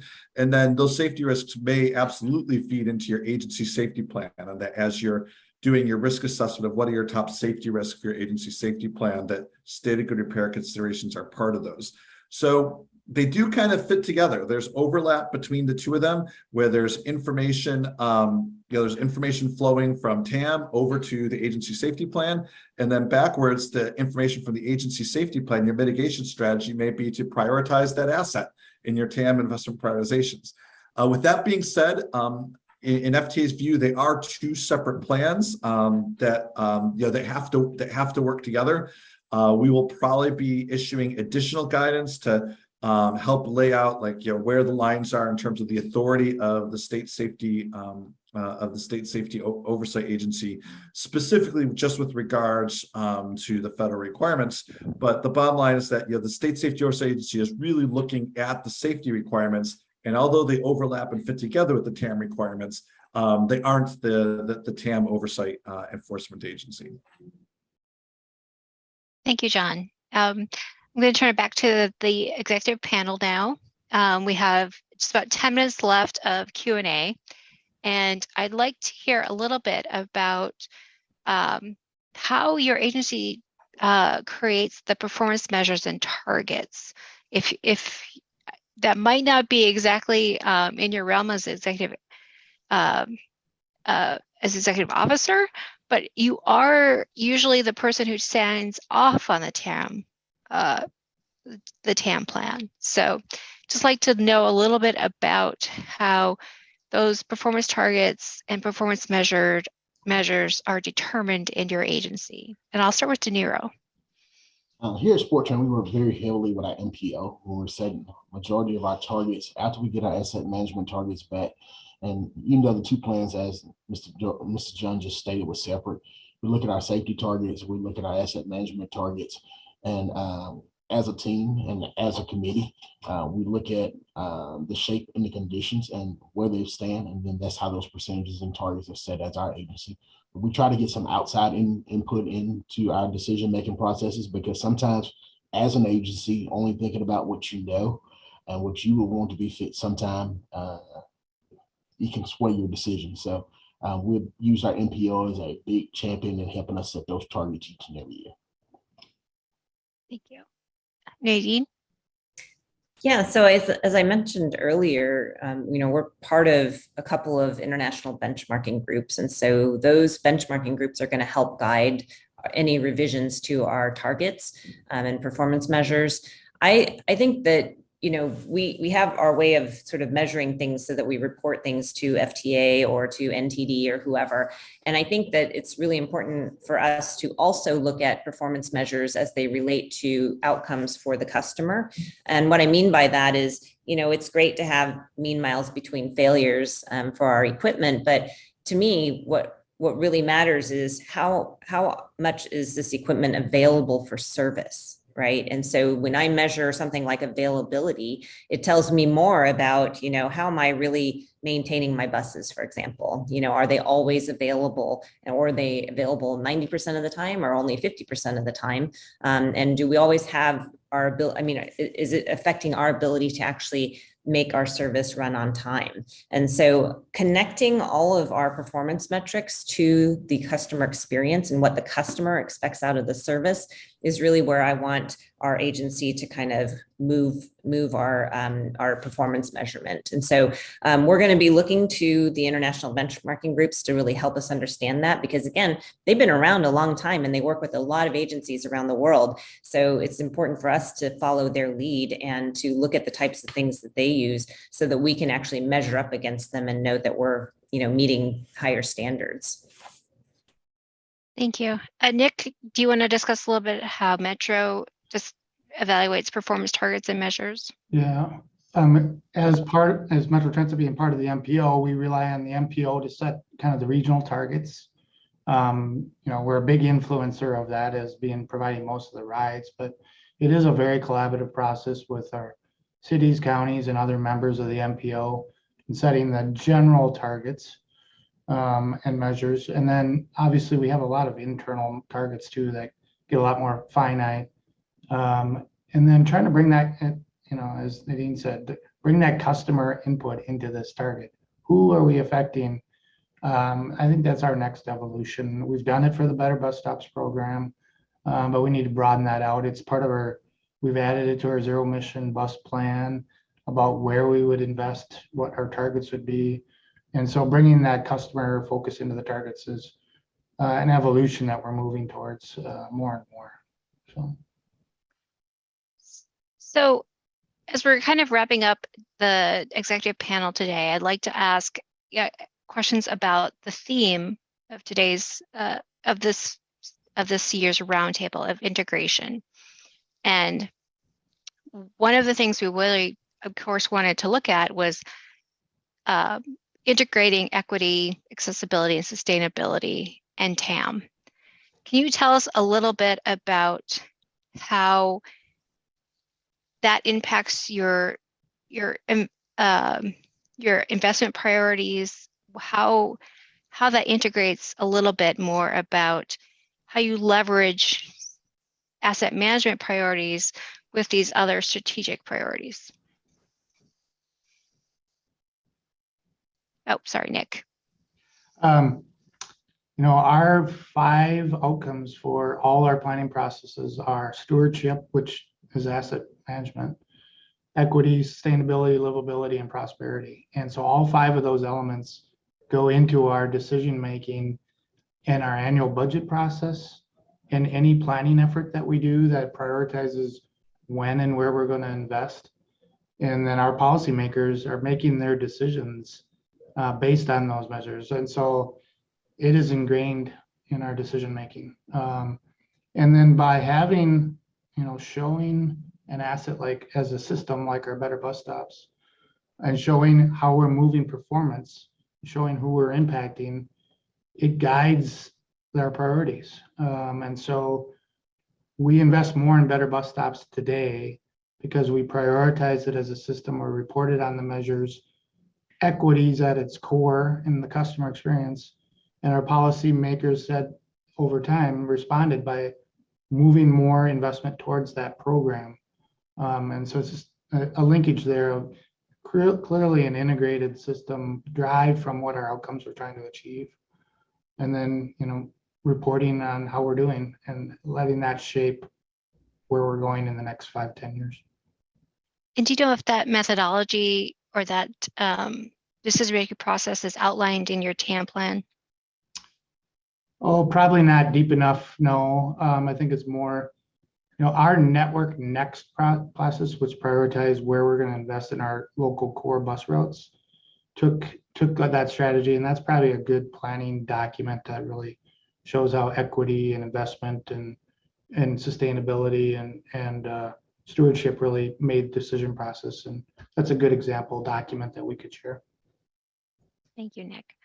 DeNiro, how is Sportran kind of balancing these different priorities and these different strategies? I think actually it works well together. One of the things we've used our TAM plan to do is to match with our vision plan. And when your vision plan aligns with the things that's in your TAM plan and you understand it, then it allows you to be able to invest. And as Nick just said, talked a lot about stewardship. When our policymakers are making those decisions, they have all this data in front of them where in the past, it was a lot of staff recommendations and this is what we thought, this is what we felt. Now we have that public input as well as our TAM plan to really say this is what needs to be done. And this is how these visions are aligning with the TAM plan, and this is why this needs to be done. So it makes those decisions a lot easier for our policymakers each year to be able to invest and put additional capital in place to be able to support those capital initiatives or support grants that we might get in to support the vision of the transit system. So that's kind of how we've used our TAM plan to be a visionary board for actually getting things done, where in the past it was a lot of recommendations versus based on data. Thank you. I really appreciate that comment about basing things on data rather than just staff recommendations. Nadine, how is DART kind of balancing these different priorities? Yeah, so what I sort of touched on at the very beginning is that, our approach to focusing on our riders, particularly the riders who are riding our system today, I think that's critically important, recognizing who our riders really are. What I've been talking about with the team at DART is that, customer retention is a much better and enduring strategy to retaining ridership and to building ridership than new customer acquisition. It's just one of those things that I think we sort of fail to remember a lot of times when we're making investments in our system, because we focus so much on expanding our systems rather than taking care of the existing system as we have it today and really making it work well. So our approach at DART is really going to be, creating a system that people really want to ride and, capitalizing, leveraging the existing capacity that we have on the system. We have a lot of capacity on the system that we're really not even using. And part of that is because we need to sort of regroup and make the investments in the existing system that will actually help people, have a better ride, make it easier for them to ride, easier to access the transit system and the transit services that we can offer them, and really building the ridership on the system as we have it today. So that to me is a better strategy than trying to go out and build a lot of new things. Just because right now DART's in this transition period where we don't have a lot of capital projects on the books in terms of expansion projects. And I think it's a really good opportunity for us to focus on being a great operator and a great service provider, and then use that as a launch pad for future expansion. And I just want to close. This is going to be the last question for all the panelists of we've talked a lot about how you're engaging your communities in data collection and feedback. How are you successfully engaging your communities and explaining the priorities that you're facing and how SGR and asset management priorities come into decisions about operations? Nadine, I'll start with you. Well, the one thing I'll say is that our riders have been telling us this for years. When I go back and look at, the results from any of our previous customer satisfaction surveys, we hear again and again, we want better service. We want it to be more reliable. Our buses need to show up on time. And so it's not that it's new to the riders. This is just an opportunity for us to actually do something that the riders have been telling us for years. And if we actually successfully make this transition where we're investing in the existing system and continuing to improve our services, I hope that our riders will appreciate that we are finally focusing on the things that they're telling us are important to them. And so, I think that, so for such a long time, agencies across the country just haven't really been, we always thought, oh, we know better than the riders, but the riders always tell us what they need. And I think that now we have this opportunity to capitalize on the information that they're giving us and to focus our dollars and our investments towards the things that will make a difference for them. So focusing more on traditional asset management and being a steward of what you've already built rather than expansion. 100%. Thank you. Nick? Well, we're in a big expansion mode, so we're in a little bit of difference, but some of our expansion is just replacing local bus routes with arterial BRT, which was driven by the customers. And so we're always want to talk about why we're doing the investment. We heard from the customers, you wanted faster, more reliable, with more security and safety features, and we're doing that we're reinforcing why we're doing investments that we have. And the Better Bus Stops program has been a good example of that was customer driven. It's usually not real exciting that we're putting in a new shelter at a local bus stop or replacing one that was there. It's not going to generate a lot of media attention, but we are reinforcing it as a program. That's where our investment is, because the customers wanted that and said that was a priority. And by talking about it programmatically, it's been easier for us to communicate it than at the individual stop level. Thank you. DeNiro? I think it goes back to goals and objectives. It goes back to the vision, as we stated earlier, and the vision alignment with your town plan and actually delivering. So that when you go out into the communities and you have these public meetings and you're engaging with your citizens and you're telling them about the things that you're trying to do as a transit agency, you give something that's realistic. You tell them where you are and what you can do, you deliver. And then when you go back again, you figure out what else they need and you deliver. I think that's kind of where the goal has to be. It's kind of like Nadine said, the citizens have been telling us, riders have been telling us for years what they wanted. And a lot of times we've decided as agencies just to operate as normal because it wasn't hurting us. But I think delivering and actually going back and putting the things out in the community that the riders have been asking for years and delivering on those projects have made the true change, and it's going to make the true change in public transit. Well, I want to thank all of our panelists for your participation today and for answering so many questions about your agencies and what you're doing to address some of these equity, accessibility, and sustainability issues, and also how you're integrating TAM into your other strategic priorities. I can't thank you enough. We are going to transition now into the TAM update portion of the webinar, of the roundtable. But I thank you very much, Nick, Nadine, and DeNiro, for your time and your presence today. Thank you. Thank you. Thank you.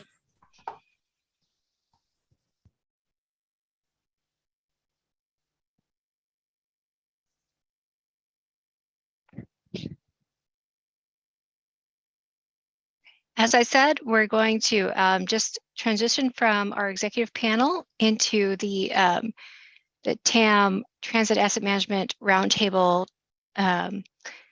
TAM program update for the year.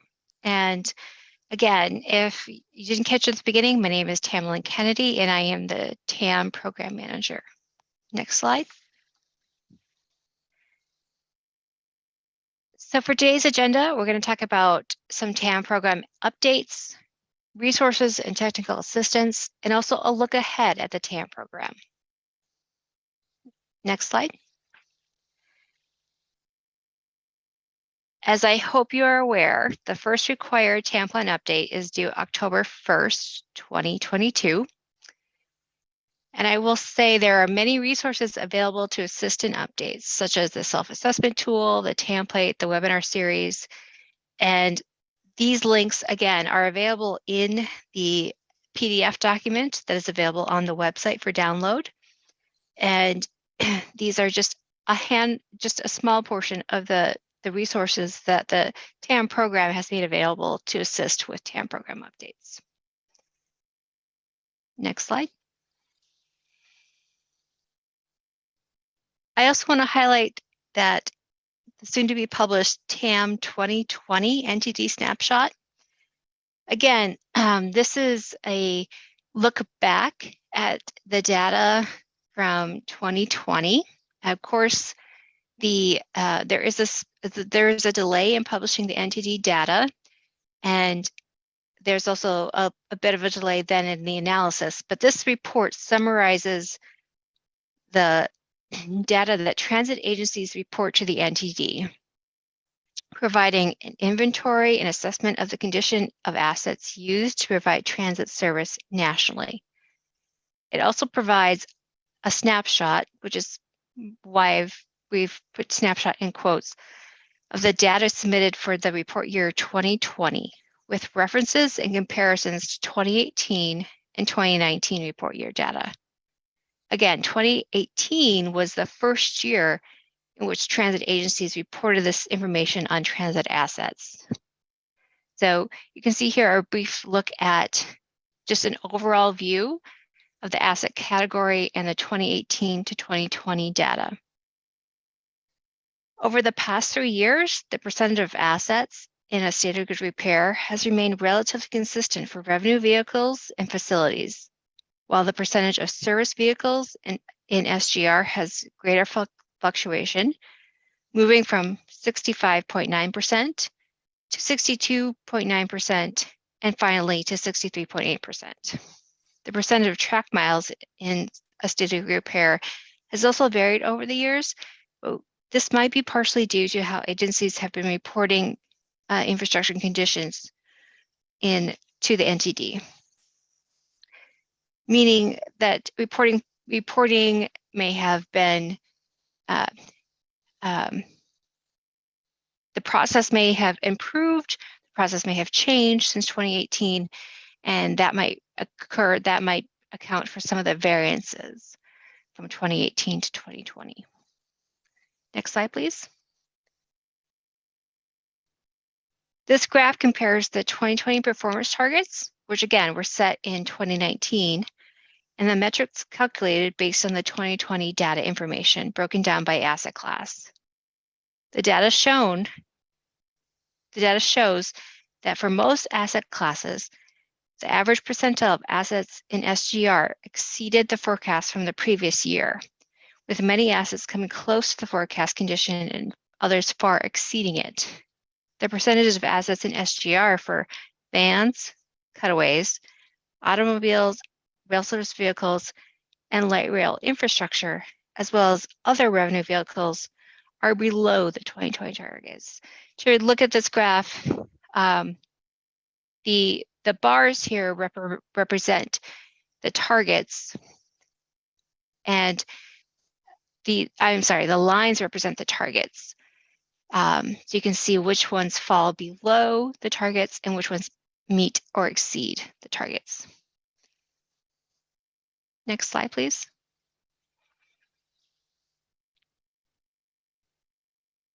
Next, we're going to review the resources and technical assistance you can use to support your processes for updating your TAM plan.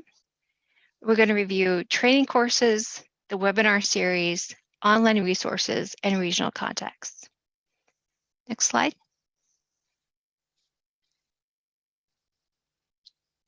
The TAM course presented by NTI, Enhancing Your Transit Asset Management Program with Lifecycle Management, which is also known as TAM 201, has upcoming offerings. This course is designed to help transit agency staff mature your TAM programs by going beyond the minimum TAM rule requirements and incorporating lifecycle analysis to manage risk, minimize cost, and maximize the performance of assets. This course aims to instruct participants on how to implement this approach within their agency and is intended for those familiar with the general principles of asset management and their agency's asset management practices. These are links that you can use from the PDF to sign up on NTI's website. Next slide. Thank you.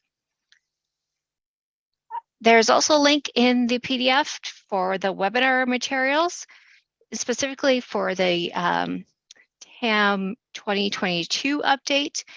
These particular webinars might be applicable to your agency. You might find them informational.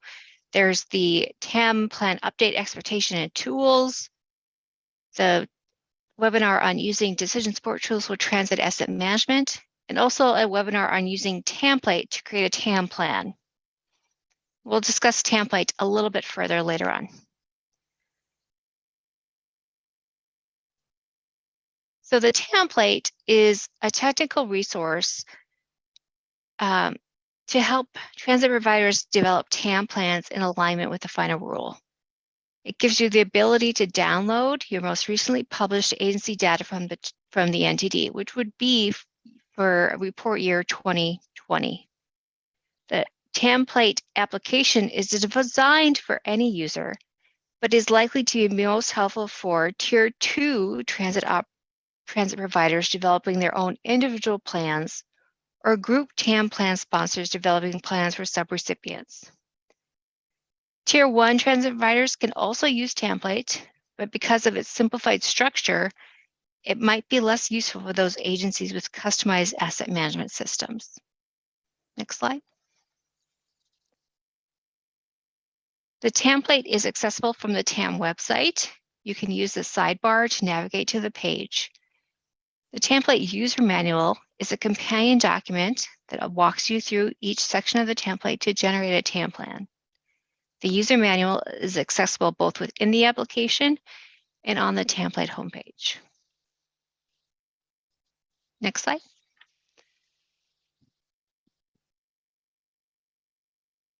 A few comments about using template for TAM plan updates. As I mentioned, 2020 NTD data is currently available in template. Report year 2021 data will be available in the fall of 2022, after the October 1st reporting deadline. This means that agencies using the template for their TAM plan updates may use 2020 NTD data or can manually update the application with more recent data. Agencies must also include assets required to be included in TAM plans that are not reported to NTD, such as equipment over $50,000 in acquisition value that they own or have direct capital responsibility for, and non-rail fixed guideway infrastructure assets. If you previously created a TAM plan in template that included assets and asset data not reported to NTD, it could be more efficient for you to clone that previous plan, but this of course depends on the characteristics of your agency and your assets. Next slide. Finally, a note about looking for resources on the TAM website. We have a resources search section. Next slide. Where you're able to ask keywords, look for authors, or use one of the tags to further redefine your search of what type of information you're looking for. Next slide. Included in those resource lists, there are a number of reports and tools that you can use to help with your update process, such as the TAM Systems Handbook, the Self-Assessment Tool, the Group Plan Sponsor Workbook, and the Practice Synthesis on the prioritization state of investment prioritization and decision support tools. There's also the Facility Performance Measuring Reporting Guidebook and the Infrastructure Performance Measuring Reporting Guidebook. Next slide. Lastly, but certainly not least, the most valuable resource for agencies are the TAM regional contacts. Please reach out to them if you're stuck, but also make sure to review the materials discussed in today's presentation, as the resources and information we talked about today should answer any of your questions. Your TAM regional contact is here listed by region. Again, you can also reach out to myself or tam@dot.gov, but for a more regional approach, these are your regional contacts. Next slide. And finally, I'd like to look at what the TAM program looks like going forward. As we've been discussing today, the theme of the roundtable is integration. It's integrating equity, accessibility, and sustainability into TAM processes. and alignment between the bipartisan infrastructure law, key priorities, and TAM. And that we've broken that down into modernization, climate, and equity. For modernization, we will repair and upgrade more of our aging transit infrastructure and modernize bus and rail fleets. This relates to the TAM program's mission to increase the amount of transit assets in a state of good repair. For climate, we will protect the earth and our children from pollution, keeping our air and our water cleaner by replacing buses and ferries with cleaner, greener vehicles.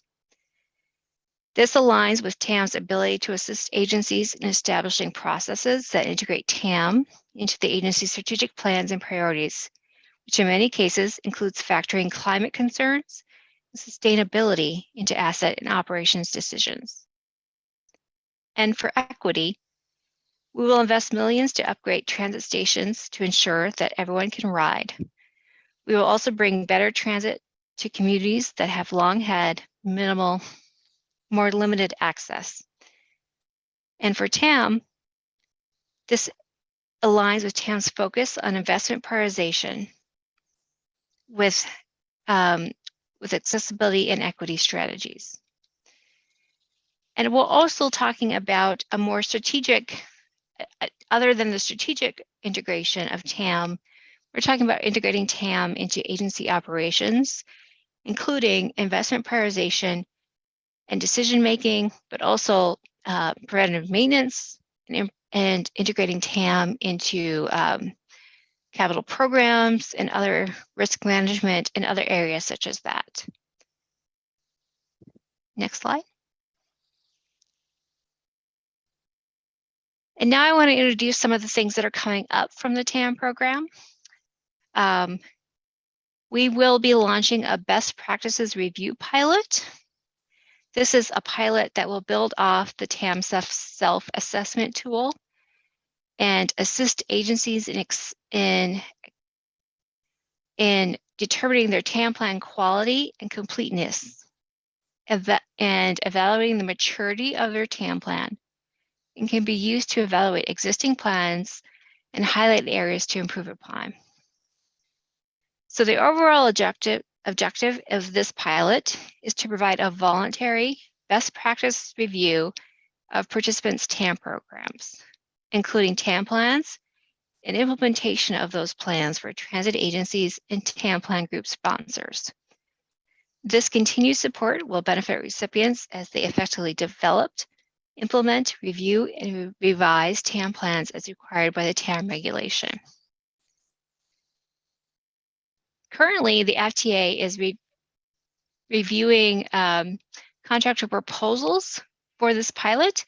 So additional details on how to volunteer for review in the TAM and the best practices review pilot and the overall process will be available later this year. Next slide. And I wanted to also talk about our peer program. Oh, can you go back a slide? There we go. Thank you. This is a component of what was talked about last year as part of a component of the TAM Professional Capacity Building Program, which we engage TAM professionals and agencies in peer learning activities.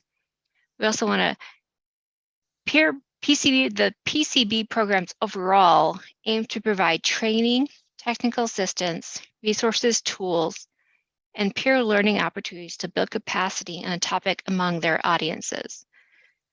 So the objectives of this peer program will engage TAM professionals and agencies in peer learning opportunities and provide opportunities for TAM professionals to work together in addressing topics beyond the TAM requirements, provide opportunities for peer support and mentorship to newer or less experienced TAM professionals and agencies, and provide opportunities for agencies to idea share, troubleshoot, and brainstorm solutions to problems. Next slide.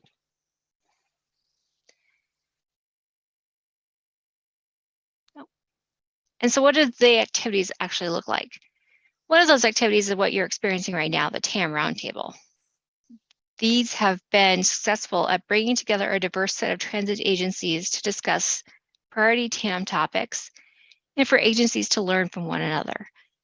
The roundtables will continue annually as in-person events, virtual events, or hybrid events.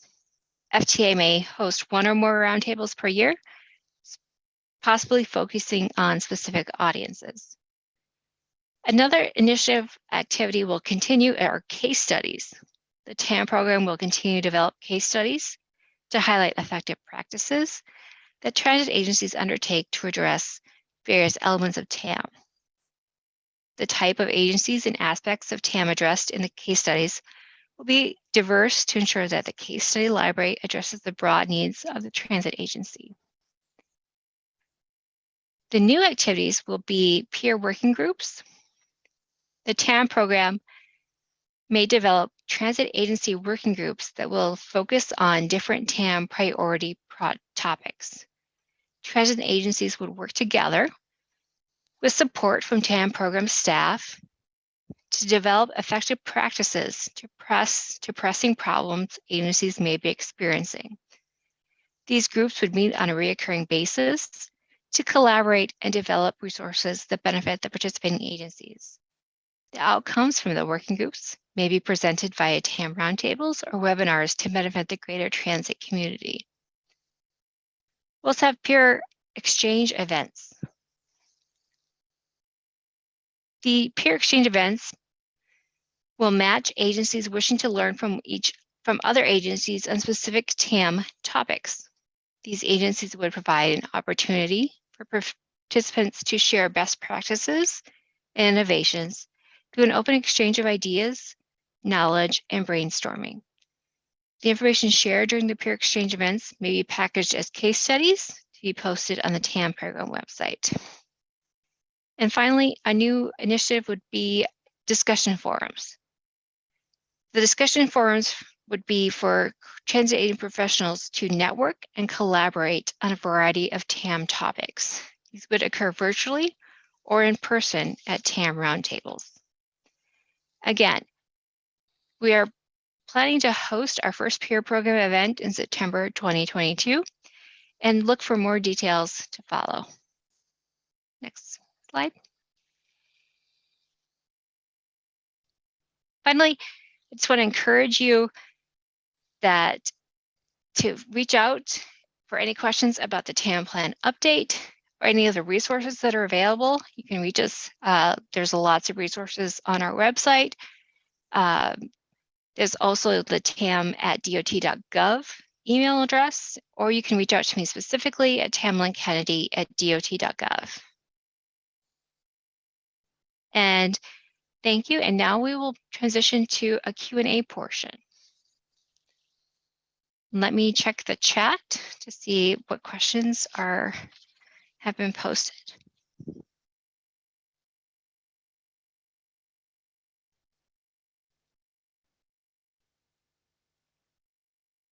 The first question I'm going to respond to is, what is the schedule for release of the 2021 raw data? So I'm assuming that is the NTD raw data. So that is usually published in either October or November of 2021. And John has come on camera, and John wants to say something. Yes, you beat me to it. So 2021 data is on schedule for publication. Maybe even fingers crossed might be a little on the early side this year with the way things have been going thus far. So yeah, we hope to get it out in the fall. Yeah, so it will be out in the fall, and then the analysis will follow after the publication of the raw data. John, since we have you on camera, there's a question for you. All right. Any news on an updated term light, especially regarding the inflation table and any new features? Yeah, great question. Yeah, the answer is that unfortunately, no, we do not have currently any plans underway for updating term light. We are going to be doing a look at what we can do more with term light, especially with the additional resources provided to FTA under the bipartisan infrastructure law. So hopefully that will come, in years ahead, that we'll have more to report on that. But it's good to know that term light's continuing to be used. We see the download statistics, and that there's interest in definitely an updated model, in the future. Thank you, John. Mm-hmm. There's another question, how can we join the peer program? So the peer program, more details will be provided as the peer program is developed, as we develop different aspects and activities related to the peer program. Like I said, the first activity is planned for September 2022, and you can look for more of that by please request updates from the TAM updates from the FTA website. If you're not a subscriber to that message board, we can put that link in the chat. That is the best way to keep updated on what the TAM program activities are and what the TAM program is currently offering.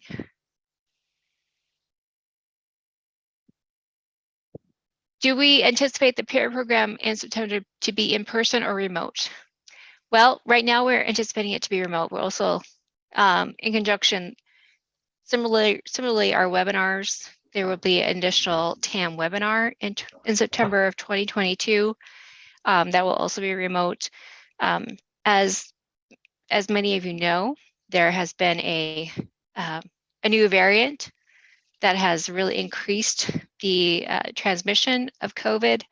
And so we want to continue to be cautious and respectful of the health considerations. What we are looking for is some feedback. There will be, I'm just going to preempt John here. John, after the conclusion of the webinar, there will be a feedback evaluation. And we'd love to hear in that feedback evaluation if you're willing in 2023 to attend a conference in person.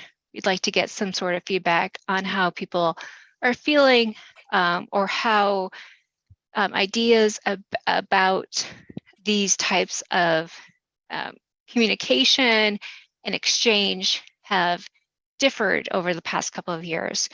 Would you prefer to more have the remote possibility, or do you really long for a more in-person event that we had prior to 2020?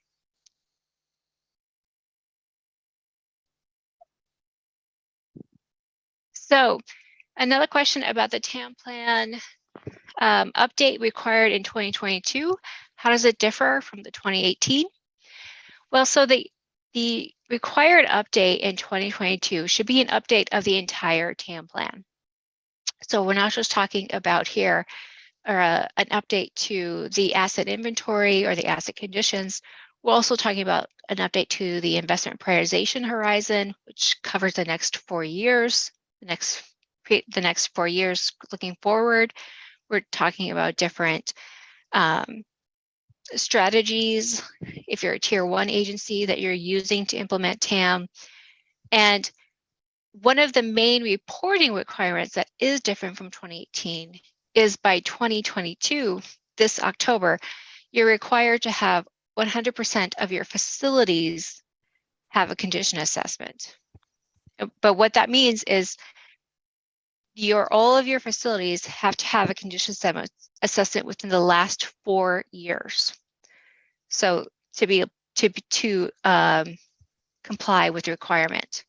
So we do allow facilities to be 1/4 of facilities to be assessed each year, but each facility that you have must be reported in the 2022 TAM plan with a condition assessment that is less than 4 years or within that 4-year time period.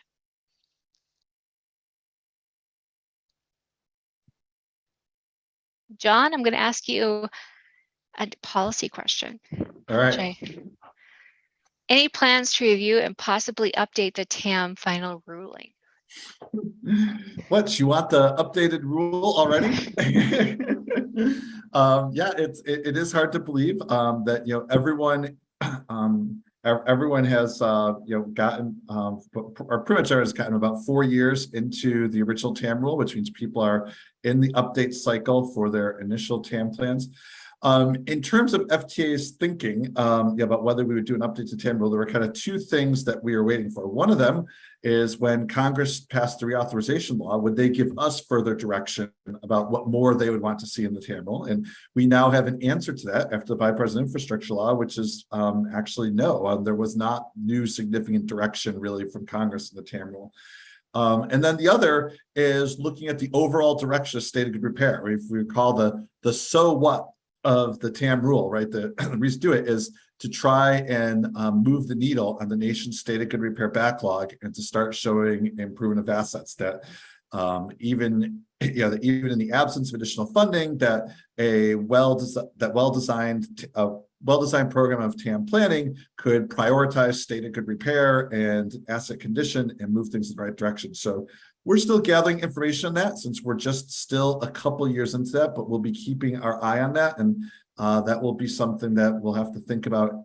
They'll have to think about in the future, but for the time being, no, there's no imminent plans for us to do that. And there's a couple more questions about the future of the TAM plan update, and which I'll answer here is, does the new TAM plan update require does it need to address equity inclusion as part of the plan? It should address that as part of your investment prioritization strategy. Definitely that can be incorporated into that section of your plan, because that is what we are discussing today is what other strategies, priorities within an agency's organization are influencing what the investment prioritizations are. So that could be incorporated into the investment prioritization section of your upcoming TAM plan. And can you share what FTA will be looking for in upcoming training reviews in 2023? That policy has not been developed yet.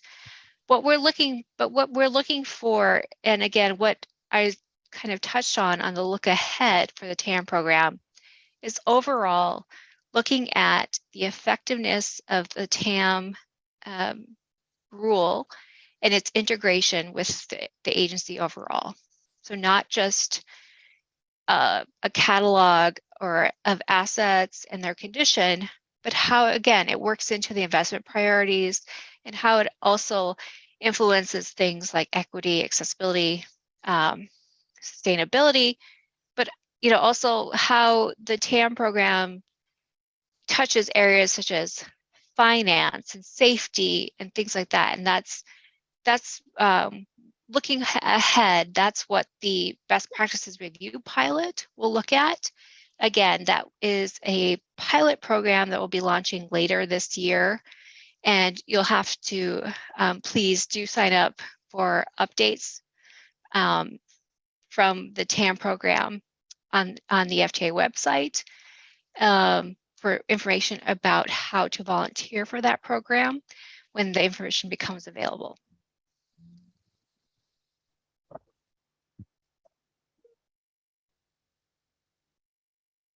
Just to clarify, yes, no.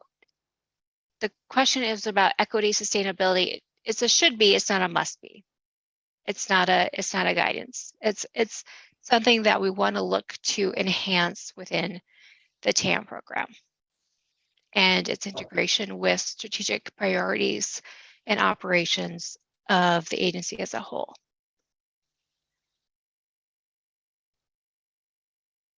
Oh, here a fun question for John.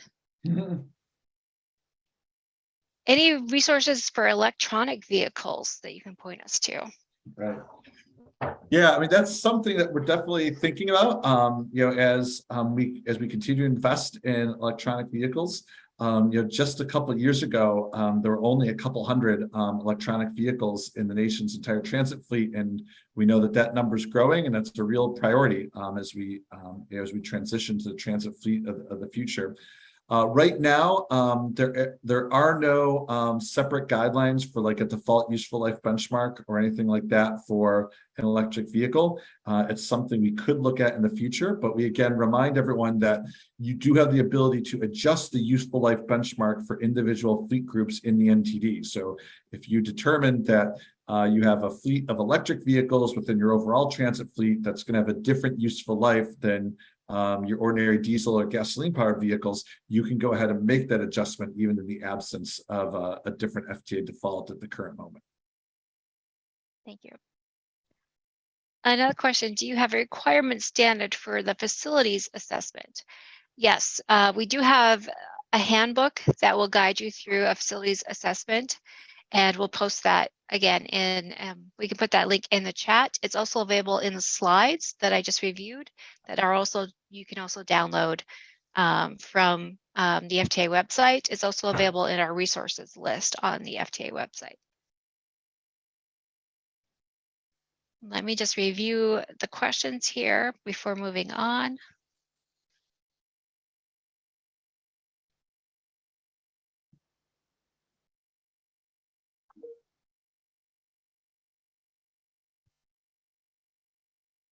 Just a moment. A lot of great questions in the chat. Mm-hmm.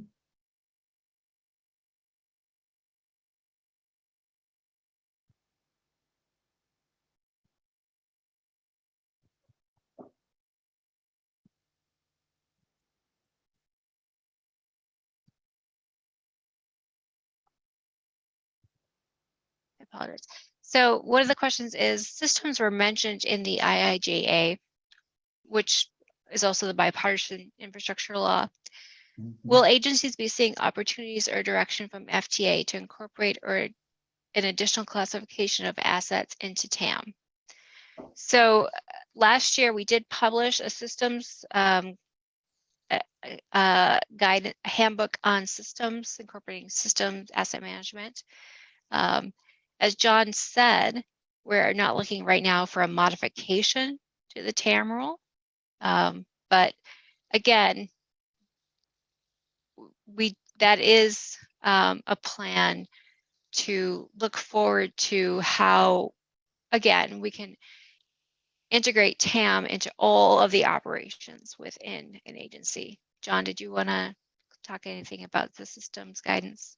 Yeah, no, I think that's right. Believe it or not, it was actually 1.5 years ago now that we published that guidebook. So right now, we think we've got that out there to help people manage systems. We don't have active plans underway to do more in the systems at the current moment. Yeah.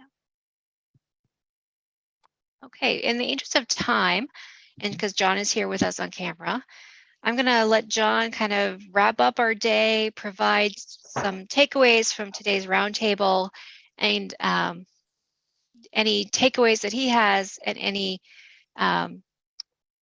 insight from kind of recapping today's roundtable. John? Yep. Sure. Thanks, Tamlin. And I want to start off, of course, by thanking our 3 outstanding panelists, Nadine Lee, DeNiro Washington, and Nick Thompson. I thought they did a fantastic job for us for this year's roundtable and sharing their experiences. Also want to make sure to take a moment to thank Tamlin. This is her first year with us here at FTA. I know she's got big things ahead of us, but she did a lot of work here. And then there are so many people behind the scenes who are making this all run smoothly behindhand. Helping arrange for Nuria to come visit us. You have so entire team from the Volpe Center, including Amy and Nika and Anna and Emily. Thank you all so much for the work that you did to make today's event a reality. Unfortunately, in the virtual environment, we can't give you a big round of applause, but I know it's happening virtually behind the scenes. So just wanted to wrap up. I have been around the TAM program really since its inception at FTA, when the MAP 21 legislation in 2012 kicked off FTA's formal transit asset management effort. It was a couple months later that the then associate administrator called me into his office and said that this was going to be something that they're going to place under my responsibility to see it through to fruition. And In those early days of investing in TAM, I think it was really easy to think that a topic like state of good repair and asset management was kind of a wonky topic, something that was really focused on behind the scenes, and making sure that we take care of the stuff that aren't always seen. And what I found really interesting was that what we heard really from all of today's panelists is that TAM is really about our riders, and that it's really about the customer experience, and that as we're implementing asset management in our transit systems, that the riders and the customers have a role to play in this. If we're confronted with tough questions about what is the real condition of our assets out there, we can go to our customers because they'll know what the condition of our assets is, because they'll be feeling the negative impacts from subpar conditions in the assets that you're experiencing every day. When we need to decide, in a budget-constrained environment with rising prices and supply chain constraints, what are the assets that we prioritize in the investment prioritization? We can go to our customers because they'll tell us what are the assets that are most important to them, what are the assets that will make the most difference to their experience. So I found that really interesting, and really that gets to the heart of this year's theme for the Transit Asset Management Roundtable, which is getting to integration. And what we really heard is that transit asset management isn't a silo. It's something that impacts all the different lines of business. It's something that impacts all of our top strategic priorities. Transit asset management isn't just an asset issue, a state of good repair issue. It's also a safety issue. When the assets are in poor condition, it can be leading to safety risks that might be impacting the users and people who interact with our system. Transit asset management is a sustainability issue. We can't plan for replacing our assets without considering resiliency to climate change and without planning for how we're going to respond to this challenge to transition the nation's transit vehicle fleets to a low carbon and low emission transit fleet. And transit asset management is a ridership issue. It impacts the customer experience. We're not going to be able to grow transit. We're not going to be able to attract customers back to our systems to start using our systems again, unless they have confidence that the system that they're going to use is going to be reliable and it's going to provide the customer experience that they expect. And then finally, over and over again, we heard that transit asset management is also an equity issue. We have to be extremely conscientious of the way in which we maintain our assets and the way in which we reinvest in our assets can have disparate impacts on different demographics of our customer base, and making sure that we're treating equitably and providing an equitable experience to everyone who's interacting with our system. So I want to thank all of you who took time out this afternoon to attend a virtual event. We definitely, speaking for all of us here at FTA, I know we definitely miss seeing you all in person. We definitely miss the opportunity. Normally after this, giving this wrap up at the roundtable, then all the other conversations would be ensuing as people meet each other in the in-person environment. We know that we can't create that experience here today, but we do have breakout sessions coming up for people on the transit industry side. We'll be participating in them in the coming 2 days that will hopefully recreate a little bit of that. So I want to thank everybody again for attending today, and we look forward to hopefully seeing you in person at a future roundtable. Thank you, John. And just a reminder that as you close out of today's meeting, evaluation will pop up, and please complete the evaluation. We do appreciate your feedback. Thank you again for attending today.